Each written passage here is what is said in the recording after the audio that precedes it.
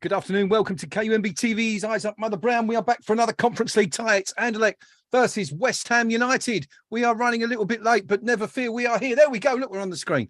Or I'm on the screen anyway. I'll be joined by a couple of the regulars in just a minute. Conference League tie. It's Anderlecht versus West Ham. Why is that? Talking to myself again. Hope you're all well. Anyway, good to see you. Those of you joining us on the stream, apologies as I say we're a little bit late. So we're going to be running through the teams in just a minute. West Ham, as it stands, let's just keep an eye on this because West Ham have a free kick. We're 4 minutes in anyway. Nothing's happened yet, no goals. And West Ham have a free kick on the right-hand side. It's hooked into the box, comes to nothing. Still in the box. Anderlecht playing in black. Haven't quite cleared their lines yet, but able to do so just there. We'll be running through the teams for you in just a minute. Before we do that, I think I'm going to get someone to join me on the stream to help me with that little task. He's coming up just now. West Ham, anyway, have the ball on the right-hand side, take a short throw in. And still in possession. West Ham playing in that white away kit. Just so happens, there's a couple of us in white. Here's one of my fellow presenters joining me now. Noam's on the screen. Noam, how you doing, buddy? Let me get you in the right size. No, I am that small. You're kind of... Can you sort of turn your camera around because you're right on the right hand side of your stand? I don't know if you can sort of sit a bit more centrally, and then that's a bit better. There you go. Now we're gonna have to make ourselves a little bit smaller because we've got a couple of other guests waiting to join us right now. We have to do that because there we go. That's a bit better. As you can see, running extremely late tonight, ladies and gentlemen. Slightly thrown by this early kickoff. Lots and lots to do. And, you did think it was 8 then?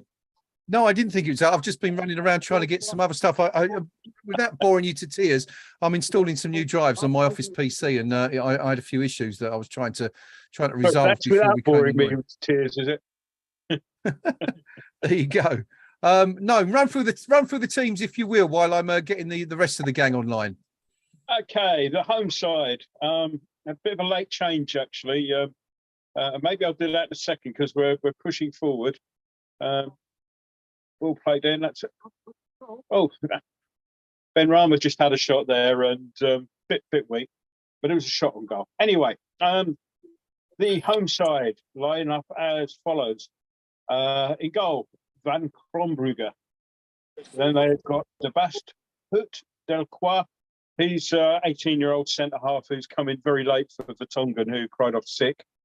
Then Mario, Diawa,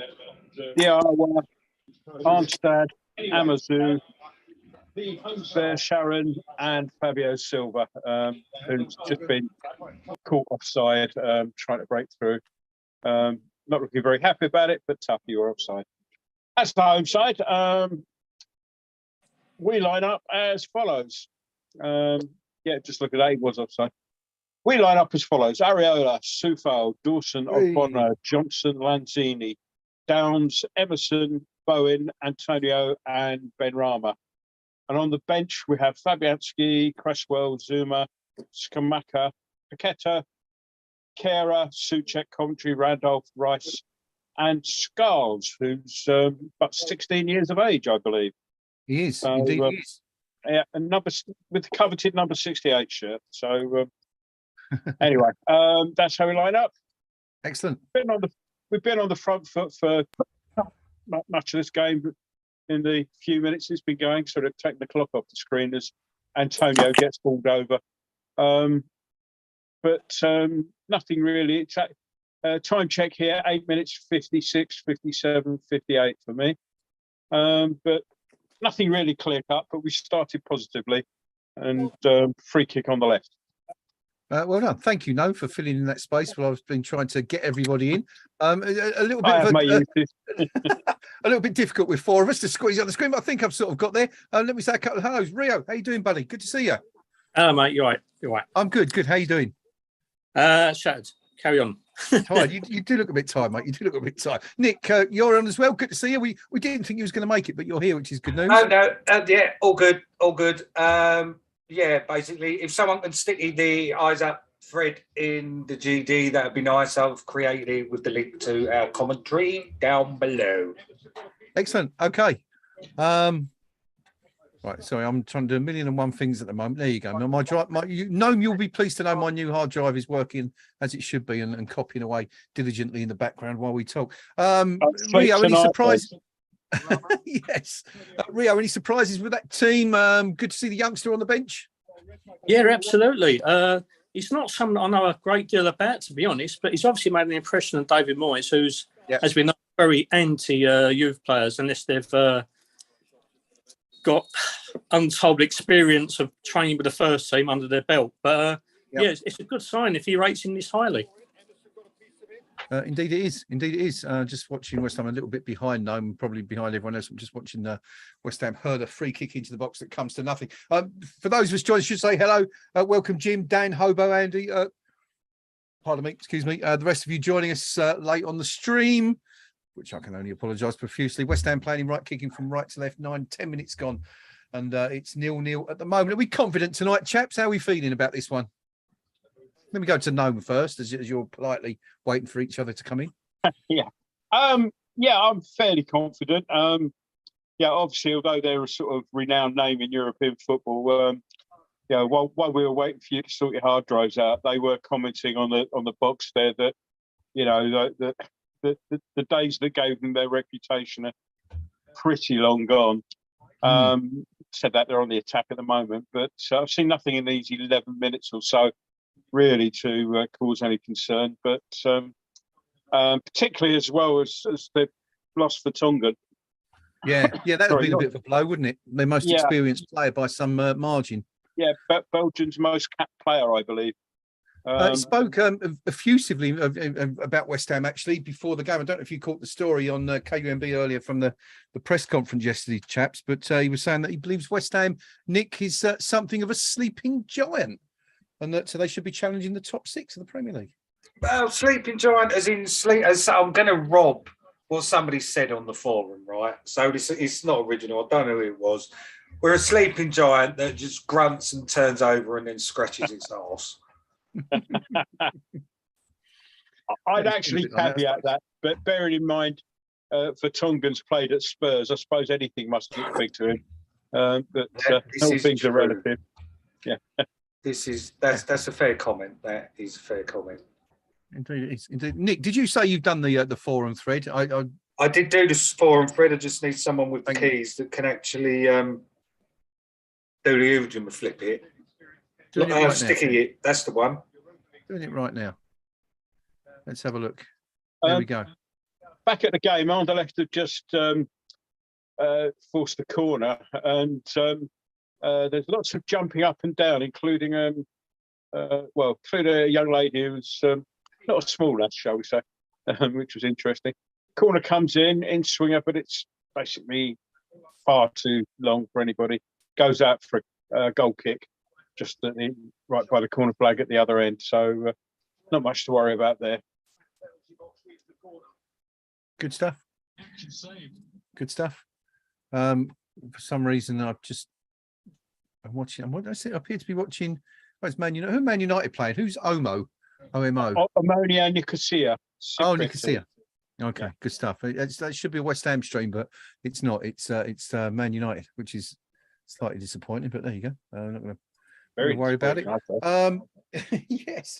Have we done this kit? Rio, you were a fan of this kit, weren't you? This new West Ham away kit, if I remember rightly. Yeah, well, I possess it. I quite like it. I mean, I like white kits anyway. I know it's an incredibly tenuous link with the forge of the ironworks, the little kind of orangey, glowy thing at the bottom. But yeah, it's an ideal holiday kit. So yeah, and I indulge in it. I like it as well, Rio. I think it's great, and I want it for my birthday in November. If anyone's listening that actually cares. Mate, you could say something. Anyone on the stream feeling generous? There you go. That's Nick's birthday. I don't know. I reckon if all the mods took a tenner in, you could get it for me. This is what those an interesting theory, Nick. Where have you gone, actually? Because you're there. You do keep disappearing, though. He's gone again. Popping in and out. You're doing your bloody Ghostbusters. You know what it is? My you're flashing. Here It's the same colour as my sofa. It's a sort of dark clarity colour. So we're punting for a shirt. We're punting for a new sofa. Your turn, Greg? Well, it'd be easier if he just buys a new bloody jumper than a sofa, wouldn't it, really? I would have said a new hard drive, but this one seems to be working all right now. So, you got a new hard drive. You should mention that sometime, Greg. Yeah. Hang on. Can I just roll the clock back a bit? No, I want to take you up on your pronunciation of the opposition. Was it Anderlecht you just came out with? I'm sure you've just inserted an R into their name there. Well, it depends on which Belgium, because they can't sort anything out. Depends on which bit of Belgium you sort of come from, really, and well, none really. I'm from London, to be fair. Yeah, but, and of course, Brussels being in the middle, they can't make up their mind either way. But I can't remember if it's French or Flemish. One's Anderlecht, the other one's Anderlecht. Not Anderlecht. There's no R there. It's more of a on sound. Anderlecht. I'll remember that next time I'm in Manchester at the Orndale Centre. Doing a bit of shopping. What's going on? Is there something happening in the match? Yeah, something. Yeah, I don't know if you aware, but we are 16 minutes into a game of football. So, oh goodness gracious! The home side, to avoid any pronunciation issues, are now on the attack. They've had a bit of possession over the last couple of minutes. Silva's there, has a shot. He shoots straight at Dawson. I think he's a bit optimistic, looking for a penalty, but that was probably the best chance of the game really so far. After having had a good sort of 5-10 minutes before we came on there, we've started to sit back a bit now. I would say it's a very unfamiliar team, if you like. It's not one that's will have played together an awful lot before. Dawson again cutting out across there. He's a football magnet at the moment, and but I'd like to see us trying to get a bit of a foot on the ball here. And yet another cross and another Dawson clearance goes out for a throw. But yeah, last 3 or 4 minutes or so, they've had a bit of possession and trying to put the pressure on. We're just going to have another look at that Silva shot. There's a through ball there, definitely onside. And they were about to show it and then went back to the live feed. So we didn't see the result of the shot. This is actually confusing because I know that we're in white, but looking at the dark colours, I keep thinking it's us and that it's the other mob in the black. Yes.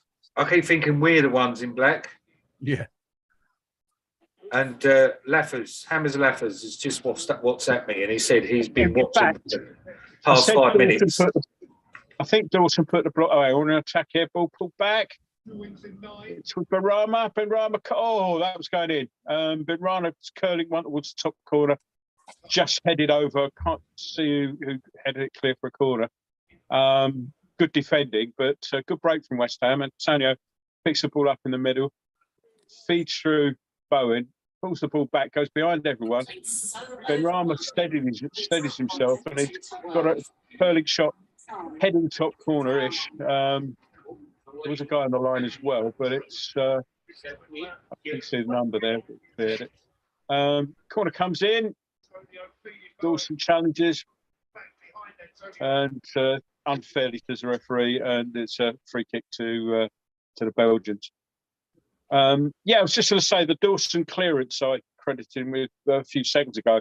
In fact, an Anderlecht player stepped in front of Dawson and it hit him rather than Dawson. So,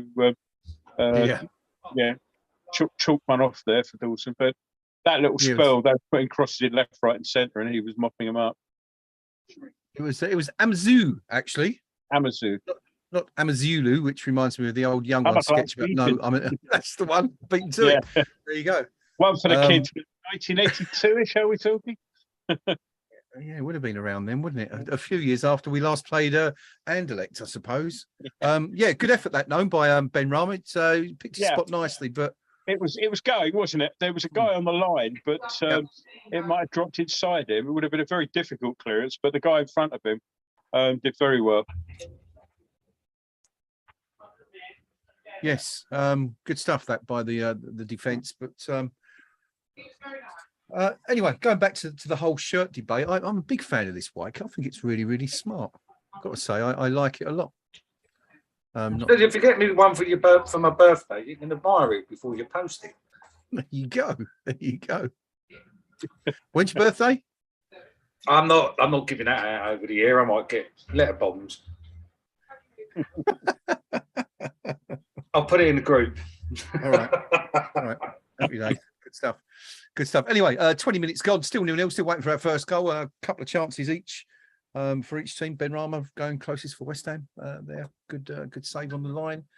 But it's been pretty even Stevens so far. Let us know what you think of the game on the live stream. Say a few hellos. Craven's in the house. Tony, AGXM, Andy Welsh. Not sure if we said hello to you early, Andy, but if we did, there's a double hello. Craven, Hobo. Yeah, good to see you guys. Hope you're all well. Hope you've been keeping well since the weekend.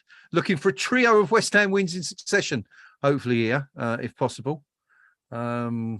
Obviously this game tonight, and then Fulham to come at the weekend. That's a big game, Rio, that one coming up, isn't it? Saturday. We obviously it wasn't a brilliant performance against Wolves. I think we were kind of the euphoria of picking up 3 points probably made it look a little bit better than it was. On reflection, it wasn't a superb performance, but we got the job done. And really, we need to do that again this weekend, don't we, against Fulham? It's not about the quality of the performance, it's just getting the points on the board, right? Yeah, in a position where we are, and I hate to say it, the manager is under the cosh.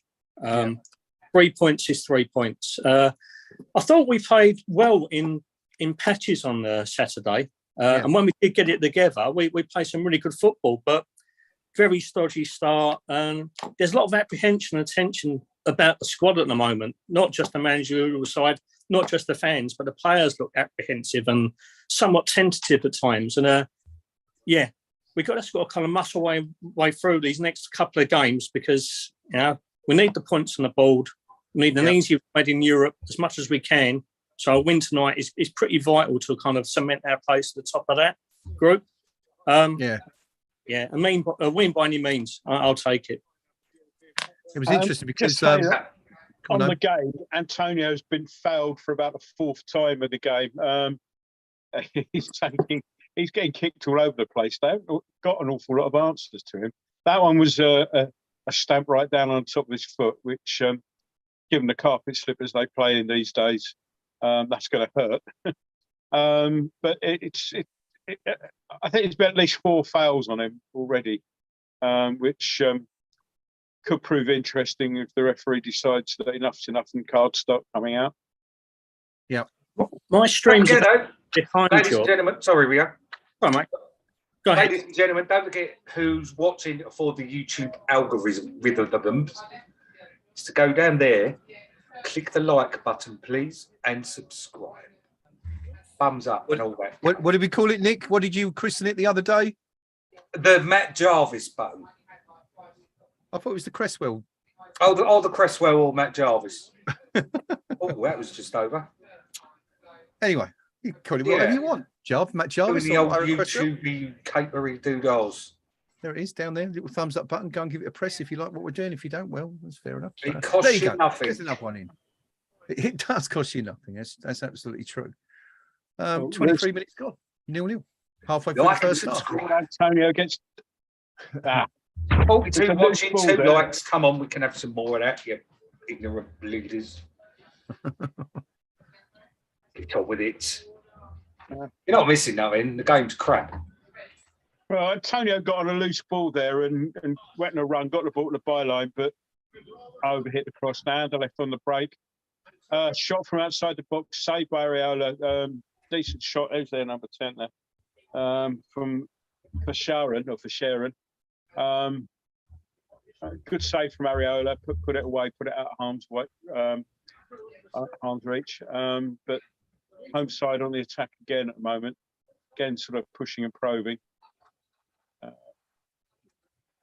Aimed a long diagonal cross towards Silva, but Emerson's on the case there and nods it out. There is a corner to Anderlecht.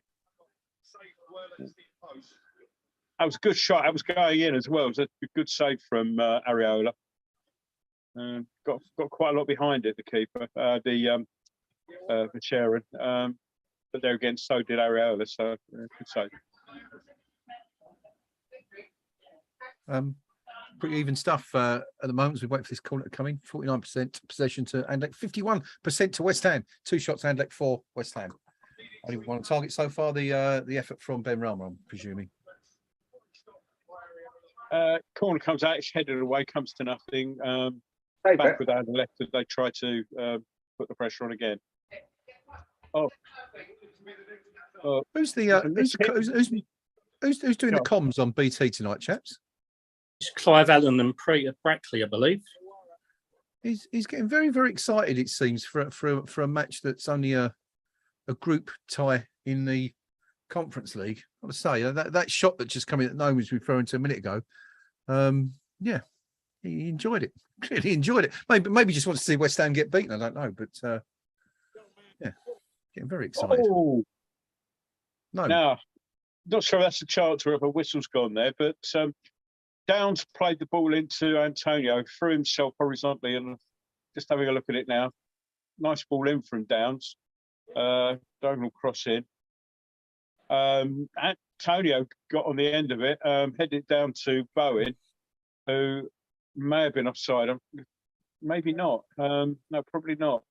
Bowen just put the rebound off Antonio, who didn't quite get his angles right. Bowen put that wide, but good chance for West Ham there. Good ball by Downs as well. It was, yeah. A lot riding on him today because he's in there, and both Rice and Souček been given the evening off, or at least part of the evening off. So normally one or other of those would be there, and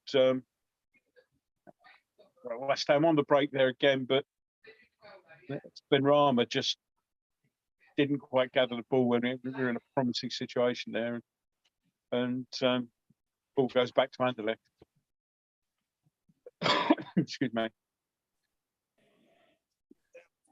What formation are we playing here, chaps? I've not been looking an awful lot of the game. It looks like a 5 with Emerson at left back, Soufal right, Johnson as one of the centre 3. It does transgress into a 4 at times with Soufal pushing more down the right hand wing, but in defence. Similarly with Emerson. Yeah, on the side. Yeah. Thank you, chaps. Thank you very much. I've not been watching an awful lot of the game, so I'm picking up bits and bobs. Decent ball in from Downs there for the Antonio effort, as David O'Rourke points out. Sorry, David, got your surname wrong there on the live stream. But still waiting for our first goal. Anyway, Manny Lanzini, Nick, got a bit to do tonight, isn't he? Really, he's not. A lot of people think that maybe he's seen better days and that his time at West Ham was coming to an end. But good chance for him to shine tonight, perhaps. Yeah, I think so. No, you're right. I mean, he's not really been himself since that injury at the World Cup. Was it 2018 now, wasn't it? I mean, just 4 years ago. Yeah. He's never been the same, which is a shame because he was one of my favourite players before then. But he's just half a yard off the pace all the time. He'll come up with the odd moment of magic, don't get me wrong. But, yeah, have we outgrown Lanzini now? Yeah, I think so. Time to let him go. I think go to Argentina or even Europe in a slower pace of game. But he's not there anymore, sadly. And I feel for him because he's still relatively young, isn't he? So he's not over the hill by all means. But that injury's done him, sadly. Yeah, it divided him injury as well. Confidence. It divided him his consistency. He does it in 2 or 3 game spells. I mean, over the Christmas period last year, that goal at Palace, he had a great couple of games, but he just doesn't produce it regularly enough anymore. No, he can't. I don't think his body is able to. No. Just another one of those players whose career's been kind of derailed as a result of injury, and it's just so familiar with so many of our players over the years. Quick look at the bench, chaps. I reckon that might be the most expensively assembled substitutes bench in West Ham's history there tonight. A quick totting up of the figures. I've got about £175 million, and that's excluding Rice and Coventry and young skulls.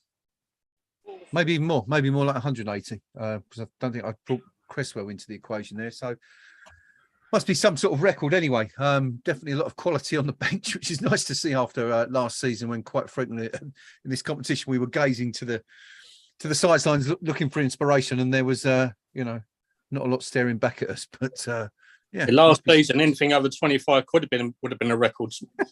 I mean. Yeah. Well, yeah, I mean, I was looking at that bench and I was like, that is arguably stronger than the 11 we've got out. If you put, you know, 1 to 11 on the bench kind of thing, again, up against the 11 we've got out, they'd probably come out 2-1 winners. That's the beauty of investment in European football. It is indeed. We were talking about Lanzini just a second ago, and I maybe think it's worth hanging on to a little bit longer, you know, purely for these European nights. I mean, Nick, you said he might be more star. Great interception there by Dawson, by the way. But Nick, you said he might be better suited to European football. Maybe we're just, you know, for nights like these. And should be 1-0 up. Not quite sure what he's given there, but sorry, lovely move and all that. Dawson intercepted beautifully, played the ball out to Bowen. Bowen put the ball in. Benrahma had a shot which was blocked. I'm not quite sure. Referee's now given a free kick to Anderlecht. Not quite sure why. It was arguably, it came off the player's hand, but yeah, I'm not entirely sure what's going on there. I can only assume he may have given Antonio offside there at the time the shot went in, because he was in an offside position, but because the ball never got anywhere near him, can't see why that was. I mean, it certainly came off the player's arm, which you know, you can argue about penalty or not there. I probably wouldn't have given it. It was too close to him, I think. But you know, arm not in a natural position. But I can't see anything happening in there that would merit a free kick for the home side. But maybe somebody could enlighten me and point out what I've missed there. But I couldn't see it. No, very strange. Very strange looking at that one. Thank you very much. Didn't see that's becoming one of those. Didn't seem to be anything. ATXM has said on the stream that thinks it might have been handball against Benny. Yeah, looks like it on the way back. Yeah. Yeah, right, fair enough. Shout. I think really the most disgraceful thing about that was Craig Dawson playing the ball with it nonchalantly with the outside of his foot out to Bowen, which was just taking liberties, quite frankly, from Ballon. Yeah, it was also although it has to be said, having done that little flourish, it did go behind Bowen. He had to go back and pick it back up, so it kind of sort of negates the flourish part of that. But anyway, 32.5 minutes gone. Still waiting for our first goal of the evening. Anderlecht fans getting behind their team. Lots of choreographed crowd cheering and stuff going on in the stands by the looks of it. West Ham got 1,200 out there tonight, of course. Well, 1,200 inside the stadium. Many more will have no doubt made the trip, but I'm sure stayed away from the ground because they were told they would be arrested if they were spotted around the ground without a ticket. There were a number of people who bought tickets direct from Anderlecht, and that had been discovered. And Anderlecht cancelled the tickets. They did. About 100, I think that was, in all. So we've got a stoppage at the moment. Downs got a clout around the ear, went down holding his head. Just having another look at it now. I see where the handball, it was after the shot. They're just showing that. Yeah, as the ball came back, it came back off. Benrahma had his hand up. So, yeah, fair enough on that one. I was looking at the moment before he had the shot and couldn't see anything wrong with it. Let's see what happened now. Okay, I'm on the same page as everyone. Keno asks this question. Yo, lads, was the first West Ham corner taken on the left-hand side? I know it's random, he says. Yes. There you go, Keno. There's your answer. Yes, you got a bet on. Why do you want to know? Tell us. We're all curious now as to why you're asking the question. Keno, let us know. If you've won a few, Bob, let us know and share the wealth. It's Nick's birthday next month, apparently. Yeah. It is, yeah. You know, if only we knew what Nick wanted for his birthday, we could. Oh, who knows? Who knows? That's It is for a bet. There you go. Keno says yes, it's for a bet. Hopefully you won, buddy, and aren't having to shell out yourself. But yeah, still waiting for our first goal. West Ham playing in fits and starts here, Rio. It's we're beginning to sort of push home our our authority a little bit, but still waiting for we haven't really made the keeper work yet. No, we started off really brightly. Ben Rama's getting a couple of really nice positions, but we're not exerted the actual kind of quality in front of goal we need at the moment. But we don't look under that much pressure. That's the kiss of death, isn't it? Sorry. We're doing all right. Just without being exemplary and clinical at the moment, which is what we've been lacking far too much this season. Yeah, we have indeed. Well, in the Premier League anyway, because I think overall our record's pretty good of late. If you take all competitions, the record's something like 1-4, drawn 1, lost 1. I think of our last 6 games, or I might be including the Chelsea game in that as a draw, which it should have been, as we know, but really it was. we were cheated, dreadfully cheated, of course, in the last minute. But yeah, obviously the Premier League leaves a little bit to be desired at the moment. There you go. Keno says, it's the bet is for West Ham to have a corner on each side of the pitch. In other news, they're making it up as they go along, these bookies, aren't they? They are. Now, promising break on for West Ham. Ball's fallen nicely there for Ben Rama. Plays a lovely ball into Antonio, who spoons the ball over the bar. Good move from West Ham there. And nice ball from Ben Rama. I think Antonio might have done better with that. I'll look at it now. That's a nice ball. Yeah, there's a little bit of pressure from the. No, it's terrible. That's really, really terrible from Antonio when you see it from behind the goal. Good move, awful finish. Some interesting news from elsewhere. Noam coming in. Manchester United 1-0 behind. Cypriots were they? Was it Cypriot side they were playing the coast? Yeah. Also interesting. The other game in this group. Silkeborg versus FCSB. The Danes are 3-0 up. Oh, great. Just 37 minutes gone. Yeah. Certainly a little bit unexpected, that one, Rio, isn't it? I mean, I thought there'd have been that much in it. No, I mean, both sides played well again in patches against us. The Bucharest had a great first half against us, made life incredibly difficult. Well, Silkeborg didn't really come alive until they was put under the cosh and went behind. But yeah, it's a little bit of a shock to be 3-0 up because both of them look pretty ordinary, to be honest. But at the two sides, Bucharest looked like they were more kind of defensively on their guard, but obviously not tonight. No, they're just definitely struggling. There are a couple of other goals in the Conference League. Mulder leading Shamrock Rovers by 1-0. Sivasspor 2-1 down at home to Balkani. Dnipro and Vaduz drawing 1-1, and that's about it for the early games. 6, 7, 8 games taking place at the moment. So West Ham, one of 4 games currently goalless out there. Yeah. Not much happening here, by the way. Anderlecht win a loose ball. Look to try and get an attack, but Downs is like a terrier there, and stops the Anderlecht play from moving forward. He's run about 20 yards, but sort of straight across the ground because Downs has actually blocked any sort of way forward from him. So that's good running from Downs there. Good defence. Are you a fan of Flynn's, no, from what you've seen of him so far?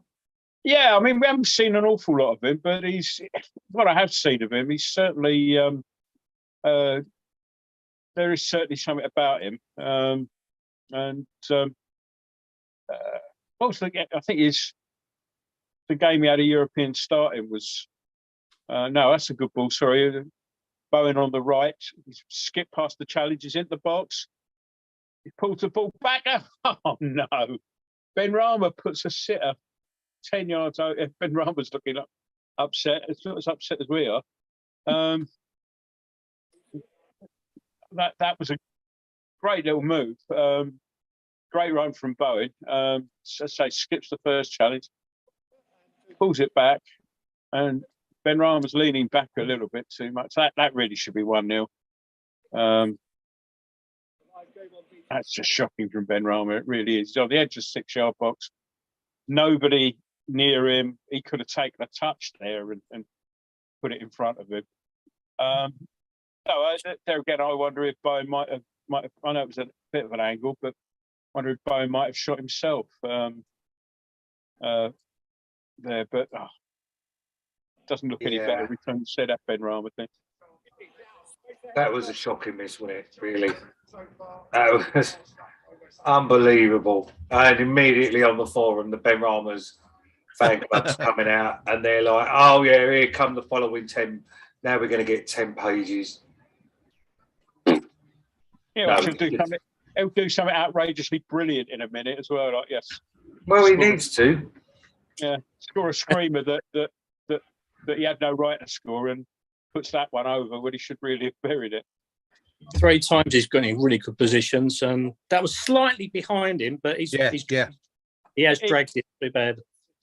Yeah, no, it's a good point Rio makes. I was just going to say the same thing myself. He arrives just a little bit early and tries to get his foot round it and can't quite wrap it round. It wasn't as easy as perhaps it could have been, but maybe he could have held his run up a little bit, but it wasn't as straightforward as I'm sure some of his detractors, Nick, are going to be making out on the forum right now. Do you know what? To be honest, it ain't even that bad on the forum. There's more people basically justifying that he's been a bit crap.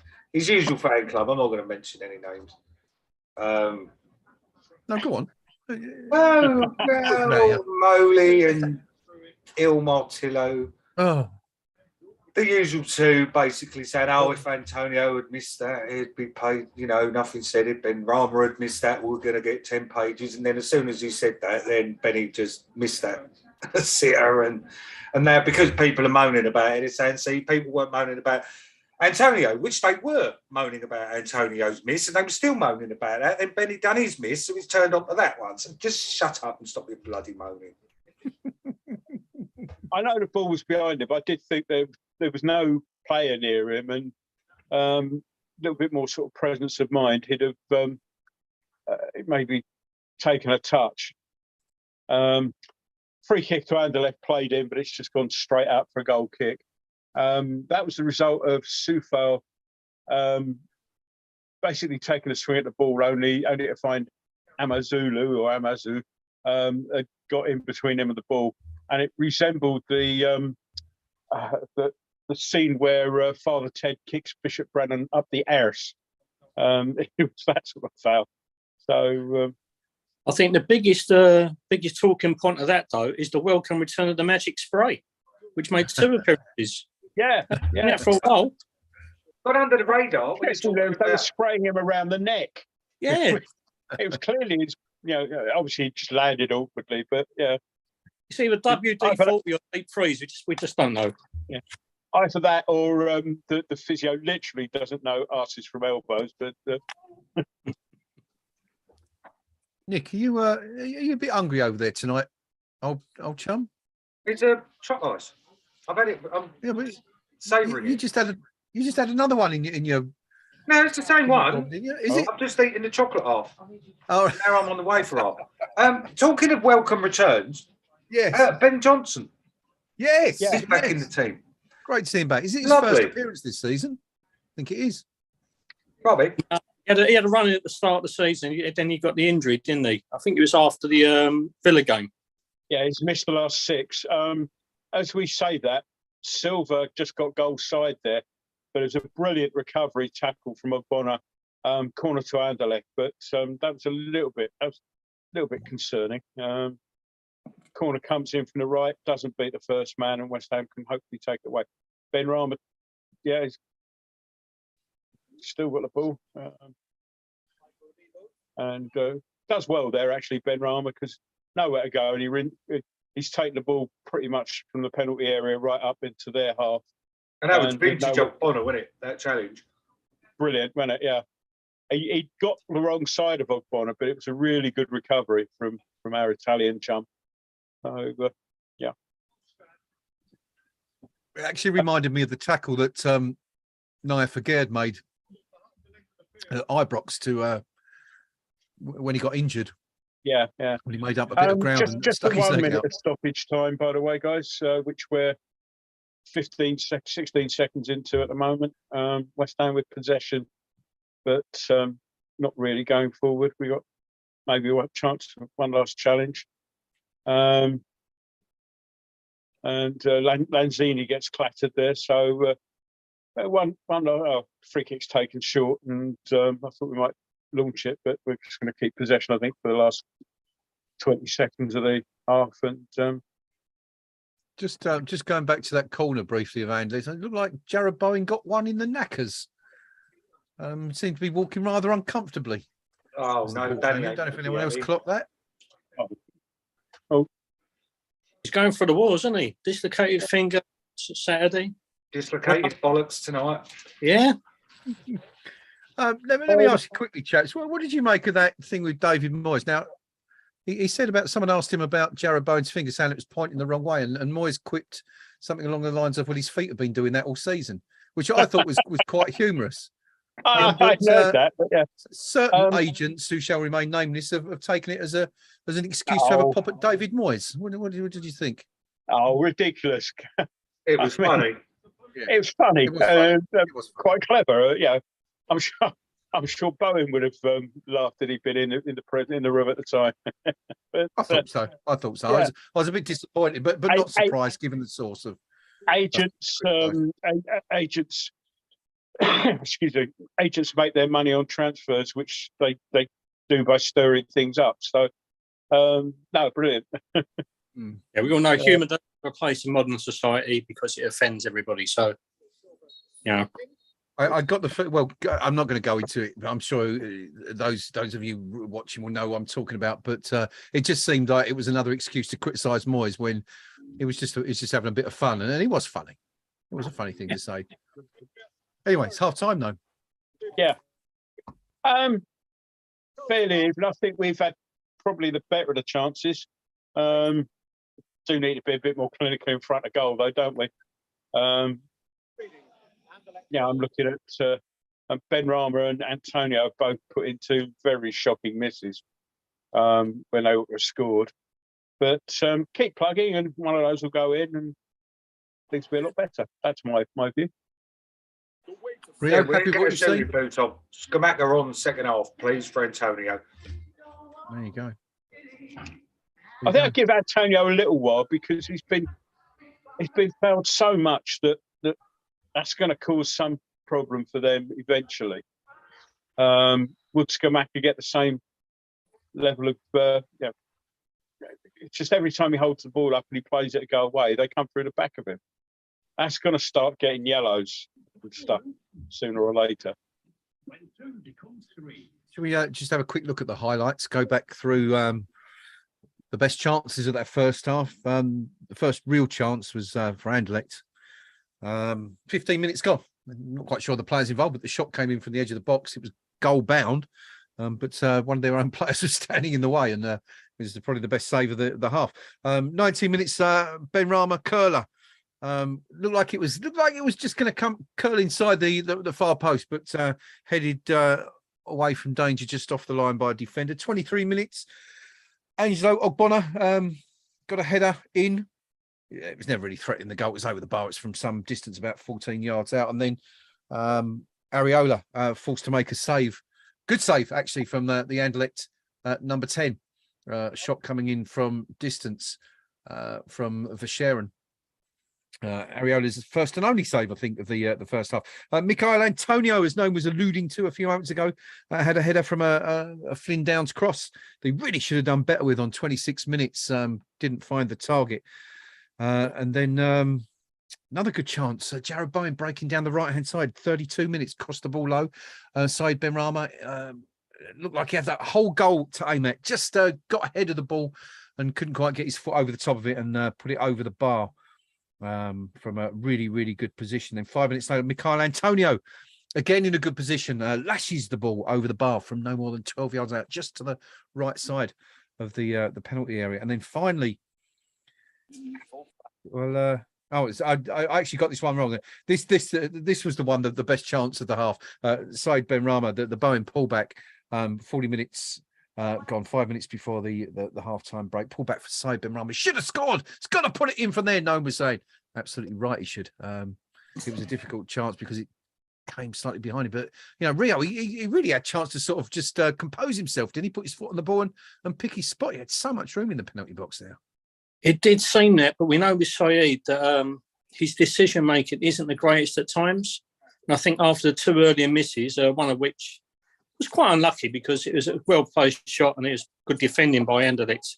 I just think after missing the earlier 2 chances, maybe that was playing on his mind and he's kind of snatched it a little bit. So the trajectory of the ball coming slightly behind, you know, earlier incidents, playing on his mind, I think rush of blood to the head, and he's just, you know, he's trying to drag it rather than take his time and get a little touch on it first. Yeah, it looked a bit that way, didn't it? It's anyway. He's going to be really disappointed because, of course, we know he's been banging on the door. David Moyes asking for more time in the first team, and you know, he's just not. When he's getting a chance, he's just not doing it. Really, had a really good second half up at Forest, wasn't it, Noam? I think when he came on, looked really strong, but he hasn't really, struggled to. Well, that second half, I'll give it that. It's just he blows hot and cold, doesn't he? When he's good, he's very, very good. But you always get the impression, and rightly or wrongly, but you always get the impression that he's not Mr. Moyes' favourite player, and he gets used when he has to be used. You know, rather than he has to find an excuse to use him, really, because I don't think he's rated. I may be wrong there, but that's just the impression I get. No, I think you're absolutely right. It certainly seems to be the case, and I'm surprised actually that he's still at the club. I thought he would have gone in the summer, but here he's still there anyway, still being offered the opportunity. Couple of other, I think it was 8 changes from Sunday, Rio. 8 players on the bench started on Sunday, and there was a 9th who came on.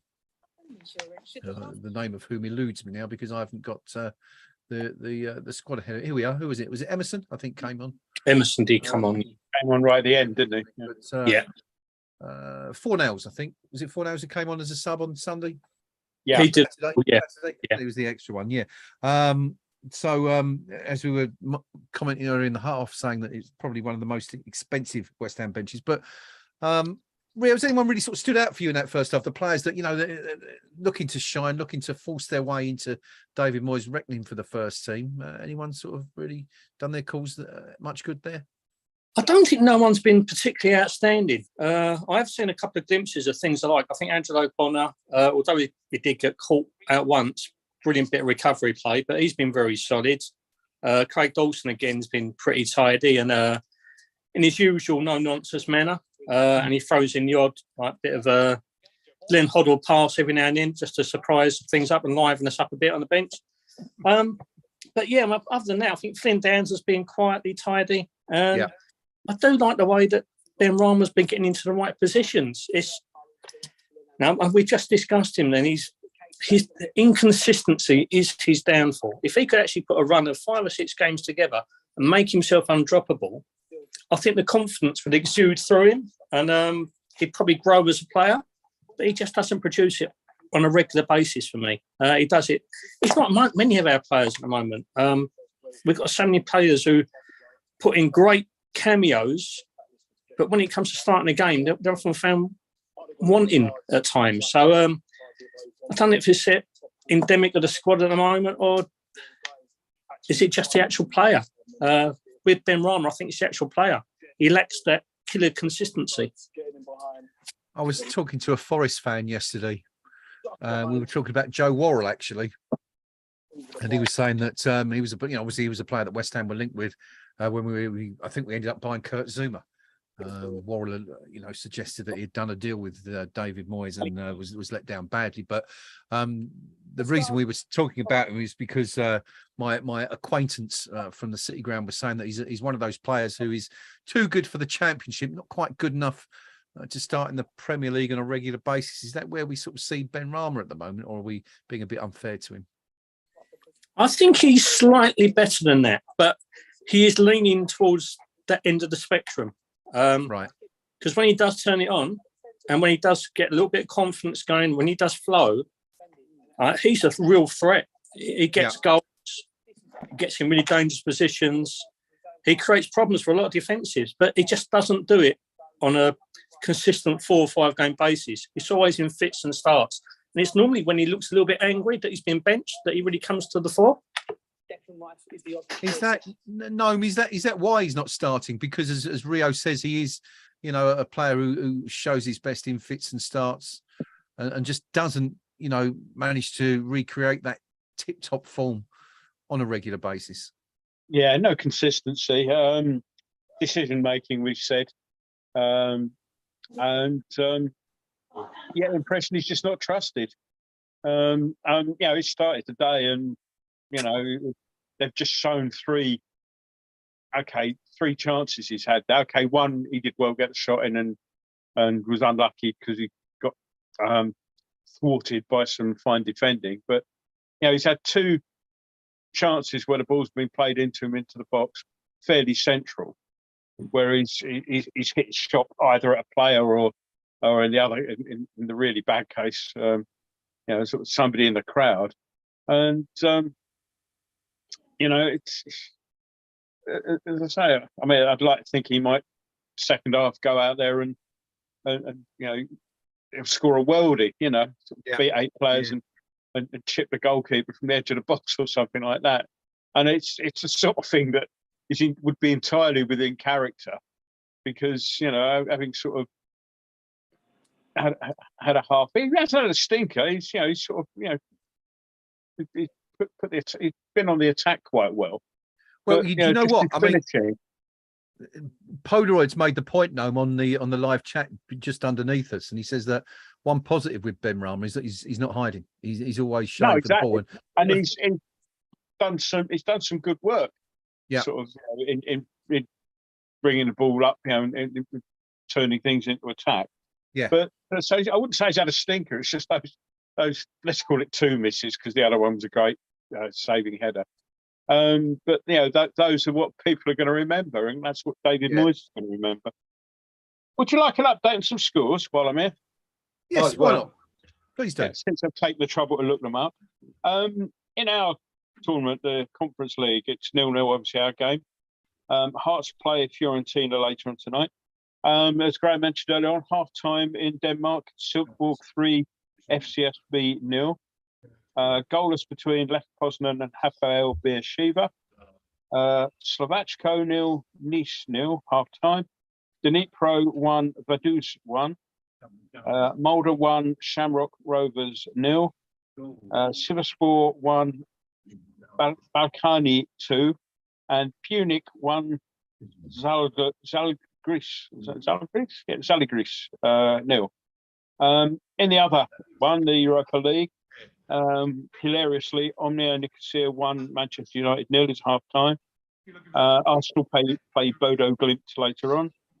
Zurich 0, PSV Eindhoven 4, HSG Helsinki 0, Ludogorets Razgrad 1, Malmo 0, Union Berlin 0, Sheriff Tiraspol 0, Real Sociedad 0, Sturm Graz 0, Lazio 0, Red Star Belgrade 2, Ferencváros 0, and Monaco 2, Trabzonspor 0. And there's a load of other games on there tonight. So that's not a bad score for us. I think that Silkeborg beating FCSB, if they can hold on to that in the second half, and we can go at least unbeaten.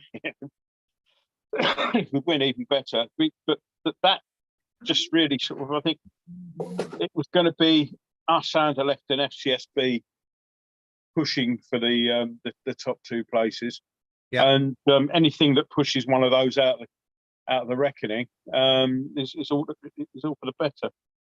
And I didn't like their some of their support at the bowling the other week. So the Olympic force of habit. Theresa May. I wouldn't be too upset to see them knocked out. But and the Silkeborg lads were really nice, weren't they? They were quite friendly.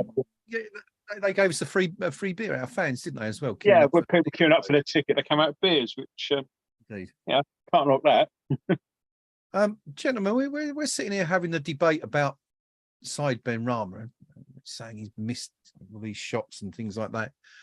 But making the point that perhaps we're discussing the wrong midfielder is Hobo, who says if anyone at this stage should be considered for substitution, it's probably Manny Lanzini. And he's right, isn't he, Rio? I mean, we've barely seen him, have we, in this in the first half? He's been completely anonymous, to be honest. And we're looking for someone to try and marshal a youngster in Flynn Downs through a European game, take the initiative, be the creative hub that we need. He's not been there at all. And there's so many options on the bench who can come in for him and kind of help to dictate the play and make us more offensive. You know, you've got to worry for him. If he's not... Our finishing's been offensive. Yeah, if he's not stamping his authority against teams like, I know Andy used to European pedigree, but as Noam said before the game, it's based on events happened 20, 30 years ago, probably longer. He's not looked impressive in any of the European games I've seen him, and that's a real worry for Manny. We're just underway in the second half. There's been one change. Our friend Amazu has been replaced by Gionavi, who's only a youngster, I think. I think he was... what's happened there? Sorry, we went straight on the attack, and I think it's gone out. I know he's given a corner there. Bowen was trying to get round. No, it's a good tackle. And corner at West Ham. Much as the first half started, it's on the West Ham right-hand side if you've got money on that. Yes! So, anyway, corner's taken short. Bowen lands in. Bowen puts a cross in, but it's headed clear. Edge of the box, and Emerson tries to keep it alive, but they've thrown it out, put it out for a throw in. Amazu, too good to be forgotten, obviously. Yeah. We replaced. I was waiting for it. I wasn't going to say it. It's the only one I can remember. Replaced by Duranville. Your problem is you're so excitable, Graham. That's why. Yeah. What was the song they sung on Young Ones out of interest? Or did they not? Was it just a reference by SPG, wasn't it? I always told him. What was that, Rio? Sorry. When I bought the videos, they always used to fast forward it when they came on. Well, there was a technical reason they always had a band on. The reason was that although it was a comedy program, if they had a band on every week, it fell into light entertainment rather than comedy. And they got a bigger budget. So they used to get a band on, pay the band tuppence, and then spend the extra money on the rest of the thing. Who did they? I remember Madness on there, and Motorhead were on there, weren't they? Wasn't Lemmy singing Ace of Spades? That was the Scumbag College. Squeeze were on there? Yes. Were they? What did Squeeze do? Yeah, members Squeeze, there was kind of a super group, weren't there? Squeeze and Madness would have the right. The first band on there were 9 Below Zero. Okay. They're absolutely brilliant. I've seen them a couple of times since then. Weren't the Dan well? Yes, I believe they were, weren't they? Dan were on there, yeah. The one with the video recorder, the Hammer Horror thing. Yeah. So all sorts of bands they had on there. Yeah. Madness was the one where Suggs was asked, "Do you know Summer Holiday by Cliff Richard?" And he says, "You hum it, I'll smash your face in." When I went back to see Vim's mum, I think. Rightly. That's it, yeah. I remember far too much about it, man. Yeah. Jules Holland, says Dan B. Jules Holland was on there as well. Jules Holland was on there. He was in that sort of super groupie Yeah. thing where they had the riot. Stuart Copeland was in that as well, wasn't he? And Really? It was the launching pad for so many careers, that show. Yeah. Long time ago. Alternative comedy. Ooh, dangerous. Welcome to Mark Collins, new subscriber. Loving the show, says Mark. Thanks, Mark. Good to have you on board. Let us know what you think of the game. Don't forget the thumbs up below. It's an Aaron or a Jar. Where did the Jarvis thing come from, Nick? Whenever he used to overhit a cross and it flew out the other side of the pitch, he did give that little look, didn't he? Like slightly embarrassed thumbs up. Then we could yeah, pretty much. 0-0, 48.5 minutes gone. Anderlecht, West Ham United still waiting for our first goal.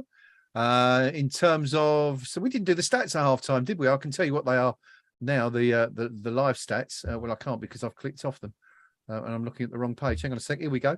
Anderlecht, 48% possession. West Ham, 52. 6 shots from Anderlecht, 1 on target. 9 shots from West Ham, 1 on target. That 3 corners each, and including a corner from the left and the right for West Ham. For who was it? Was asking about it earlier on. It'll come to me in it. Keno, you've had your left and your right. Hope you've won your little sidey there. West Ham still no changes. Same starting 11 out there. Well, the starting 11, same 11 that started the game, still out there for now.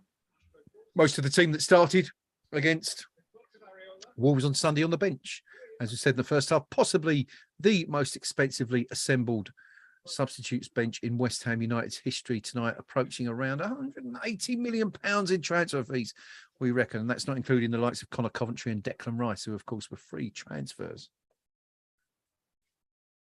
Is a draw a decent result here tonight, Rio? We've got them again next week, of course, at the bowl. Not for me, because I've got 5 on it. But look at the bigger picture. Yeah, and on paper, it's the trickiest game we've got in the competition. Yeah. And getting a point in Europe away from home is never a bad result. So yeah, I mean, you take it. You just hope for more, because the calibre of players that we have and the calibre of the Premier League is far superior to what Anderlecht can provide, and the Belgian league as a whole can provide. Yeah, I get that. Here we go. I'm jumping in because I've actually been quite quiet tonight for a change. And at the end of the day, this game is, I don't like using this phrase, but for once it actually applies. This game is here for the taking. This game of football is there for us to win. We have got an extremely strong bench. We can use up to 5 substitutions. David Moyes can probably sense that we're well more than capable of winning this game, and he needs to make the right substitutions early. None of this wait until the 70-odd minute mark. He needs to get those subs on at 60th minute. A hungry Scamaca, who's in fine goal scoring form at the moment, he needs to come on. We need to get Paqueta on as well, give him a little run out with his teammates. Plus, of course, we've got Rice on the bench. We might use them, because this game's here for us to win. And to be honest, I'd be disappointed with a 0-0 draw.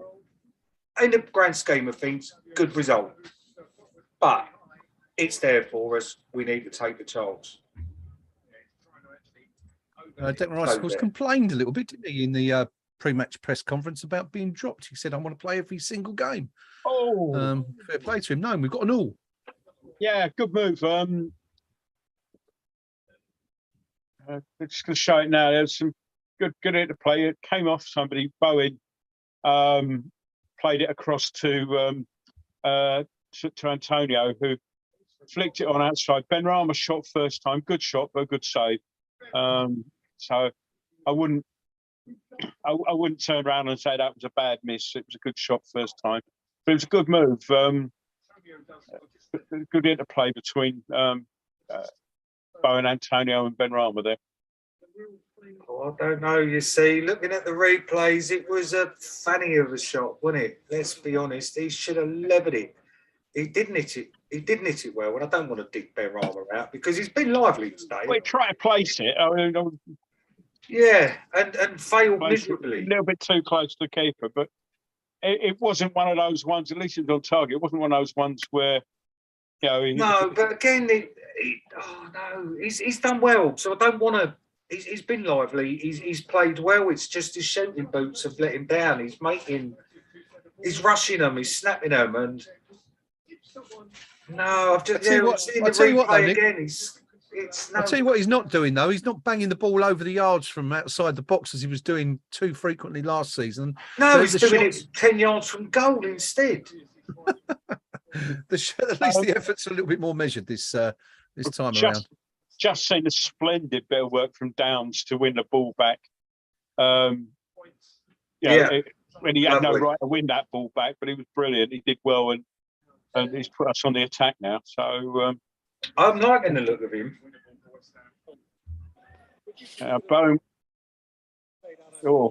Antonio did some wriggling around, lost the ball, but Bowen picked up the loose ball, got himself into a good position for a shot, got the shot in, blocked away for a corner. So corner to us on the left if anybody's either interested or keeping count. And Lanzini's there to take the corner, and we haven't had great deliveries from the couple we've had so far. So let's hope something better here as Dawson's looking busy in the box.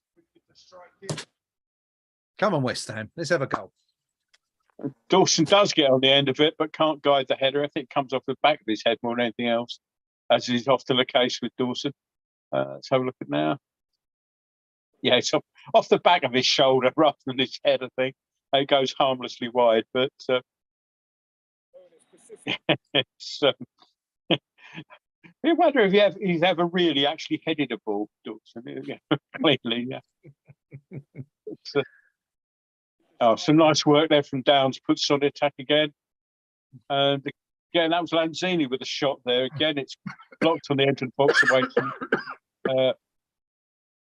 Lanzini or Benrahma. Might be Benrahma, but again, a shot from the entrance box, blocked away, forces another corner. So we're beginning to turn the screw a little bit. I mentioned how nice this kit is, yeah. I don't know, I probably wasn't paying attention. Corner goes in. Oh, Dawson was primed there, but it just headed off away from it. And, we've had to get the ball all the way back to Areola there because there was nothing on in front of Lanzini. But that looked for all the world that Dawson was primed for a header there. And just in the nick of time for their point of view, the defender got in front of him. Bowen really just beat himself there, and but we're keeping him penned in, and we've panicked them into a throw-in to us. So again, as I say, we're just beginning to play quite well. We're just beginning to turn the screw a little bit, and just need to make that pressure count. I'm beginning to lose count of how many shots Benrahma's had in this match. I think we're up to about 6 now. After that last one was deflected away from a corner, for a corner. Well, what is one of his ones that isn't going in to get a deflection in, and that'll be sod law, wouldn't it? Rio, what sort of time should we start thinking about, or not us, but David Moyes start to think about substitutions? Are we getting to that mark now at 0-0? Or I'd say about 5 or 6 minutes time. Okay. Notice he's just having a little bit of a conflict with Paul Nevin. Not just asking, I thought you was your cousin Pat at one point. But yeah, I think he's got to be having a discussion. We need to kind of step it up in the middle of the park. Manny isn't impressing at all. He's had 10 minutes in his second half and he still looks sore at sea. So at least someone to try and change the dynamic in midfield. Flynn Dans have been playing really well. You leave him doing the job he's doing because he's actually improved in the second period. Well, yeah. But getting 4 hours or getting Declan Rice kind of up the tempo there and be more forceful and more direct and push forward a lot more, because that's all we're lacking really. We're lacking that kind of attacking impetus from the centre. I think once that's in place, Because you're playing with a passenger at the moment, Manny. Yeah, we are.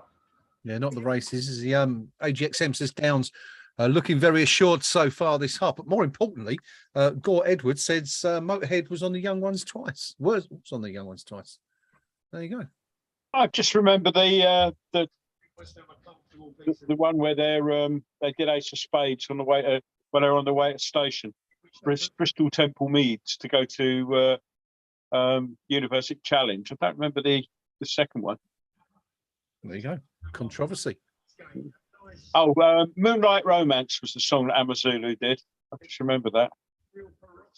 Rings no bells at all.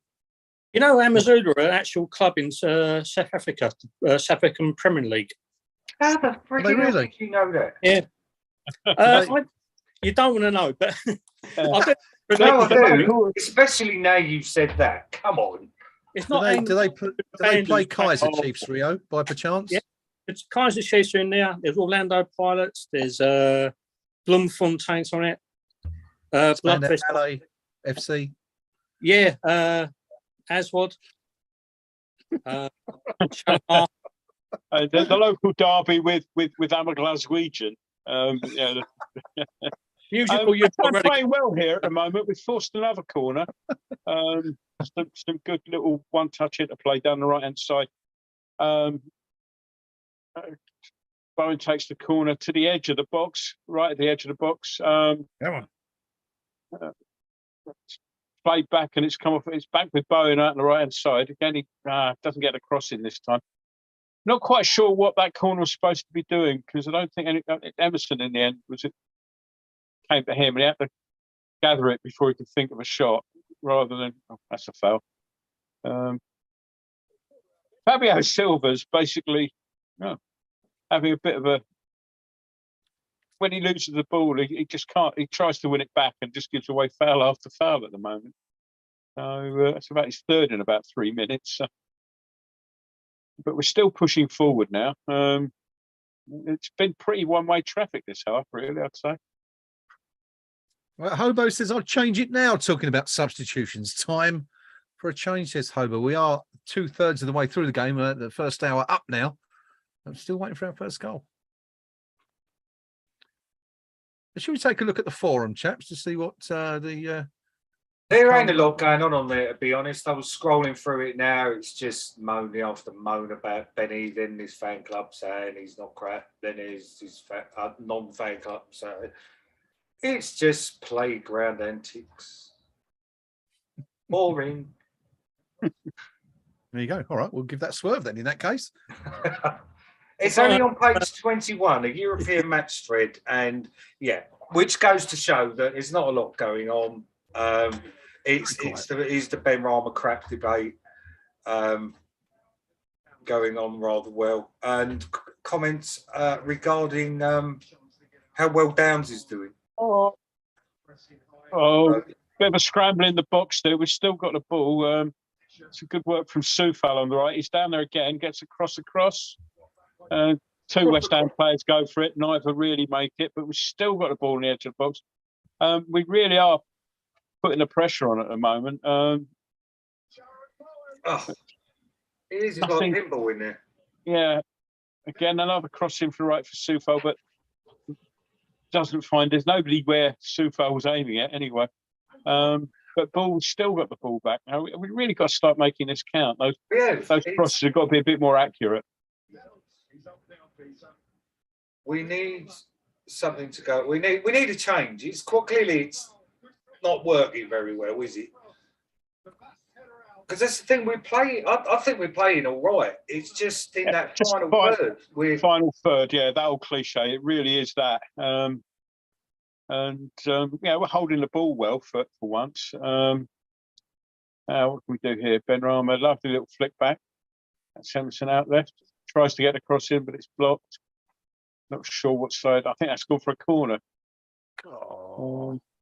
Anderlecht are playing like we do in the Premier League. They're just soaking up the pressure and knowing that we ain't really got the quality up front to punish them. And frustratingly, we've got the quality on the bench, and according to the clock on the corner of my screen, we're approaching the the 64th minute. Moyes needs to change 63 gone. Lanzini takes a corner across, but that's straight into the hands of the keeper, unfortunately. Delivery from corners has been disappointing this evening. What have we had, 4 or 5 now? And none of them have really inspired any sort of any terror in the Anderlecht defence. Of course, that's finished disappointingly in the hands of the goalkeeper. Anderlecht now have the ball for the first time in about 10 minutes. So it's a bit of a respite for them. That's a great... I thought that was a good tackle. Dawson's just stuck a leg in there, and I thought he'd won the ball. And by the looks of his... Let's have a look at it now. Maybe not. No, he didn't. It did look like it from behind, but free kick to Anderlecht. Anderlecht making another change. So that's Raman coming on, and Ashimeru is the player coming off. I think that might. I'm not sure where he's going to be playing, but from what was happening, they might want something a little strengthen the midfield a little bit because it was coming straight back at them. But as I say, they've got a bit of a respite now with this free kick on the right hand, on their right hand side. That's played rather flat and in, headed back into the net, into the box rather. Shot from a very optimistic volley from outside the box goes sailing over. Well, there's a brief respite. I can confirm the full list of guests on the young ones musically. Oh, right. Here we go. 9 Below Zero were, of course, the very first guests, as Noam pointed out. They were followed up by Radical Posture. Alexi Sales Band, yeah. And what did they sing? That's the one. Dr. Martin's Boots. Madness were next. They appeared in 2 episodes, Boring and Sick. Oh, how did we forget this one? Dexys were on there, of course. Of course, yeah. Jackie Wilson said. But I hate Dexys. I'm trying to wipe them from my existence. You're not. Carry on. Of course, that one famous for being on Top of the Pops with the picture of Jockey Wilson in the background. Rip, Rig and Panic. Yeah. Yes. Performed in Interesting. They performed something called My Kind of Climate. Series 2, Motorhead, appeared in Bambi, performing Ace of Spades. Ken Bishop's Nice 12 were the supergroup formed for the episode. Cash, Jules Holland, Simon Brent, Stuart Copeland, and Chris Difford performed Subterranean Homesick Blues, Bob Dylan classic. The Damned performed Nasty. Amazulu sang Moonlight Romance. Madness and were in Twice. Madness it was in Twice, not the Damned actually. And then finally the last guest was John Otway, who sang Body Talk in Some Holiday. There you go, full list of guests. Nick, did you say we've got a sub? Looks like Rice is getting ready to come on. No, Moyes will substitute Downs and leave Lanzini on, but we shall see. Lanzini's just picked up a yellow card for actually ball got played past him and he stuck a leg out, brought the guy down, stopped the attack. Is that the first one of the game? It is the first one that I can remember anyway. I don't think it'll be the last though. I think now he's actually sort of opened that floodgate.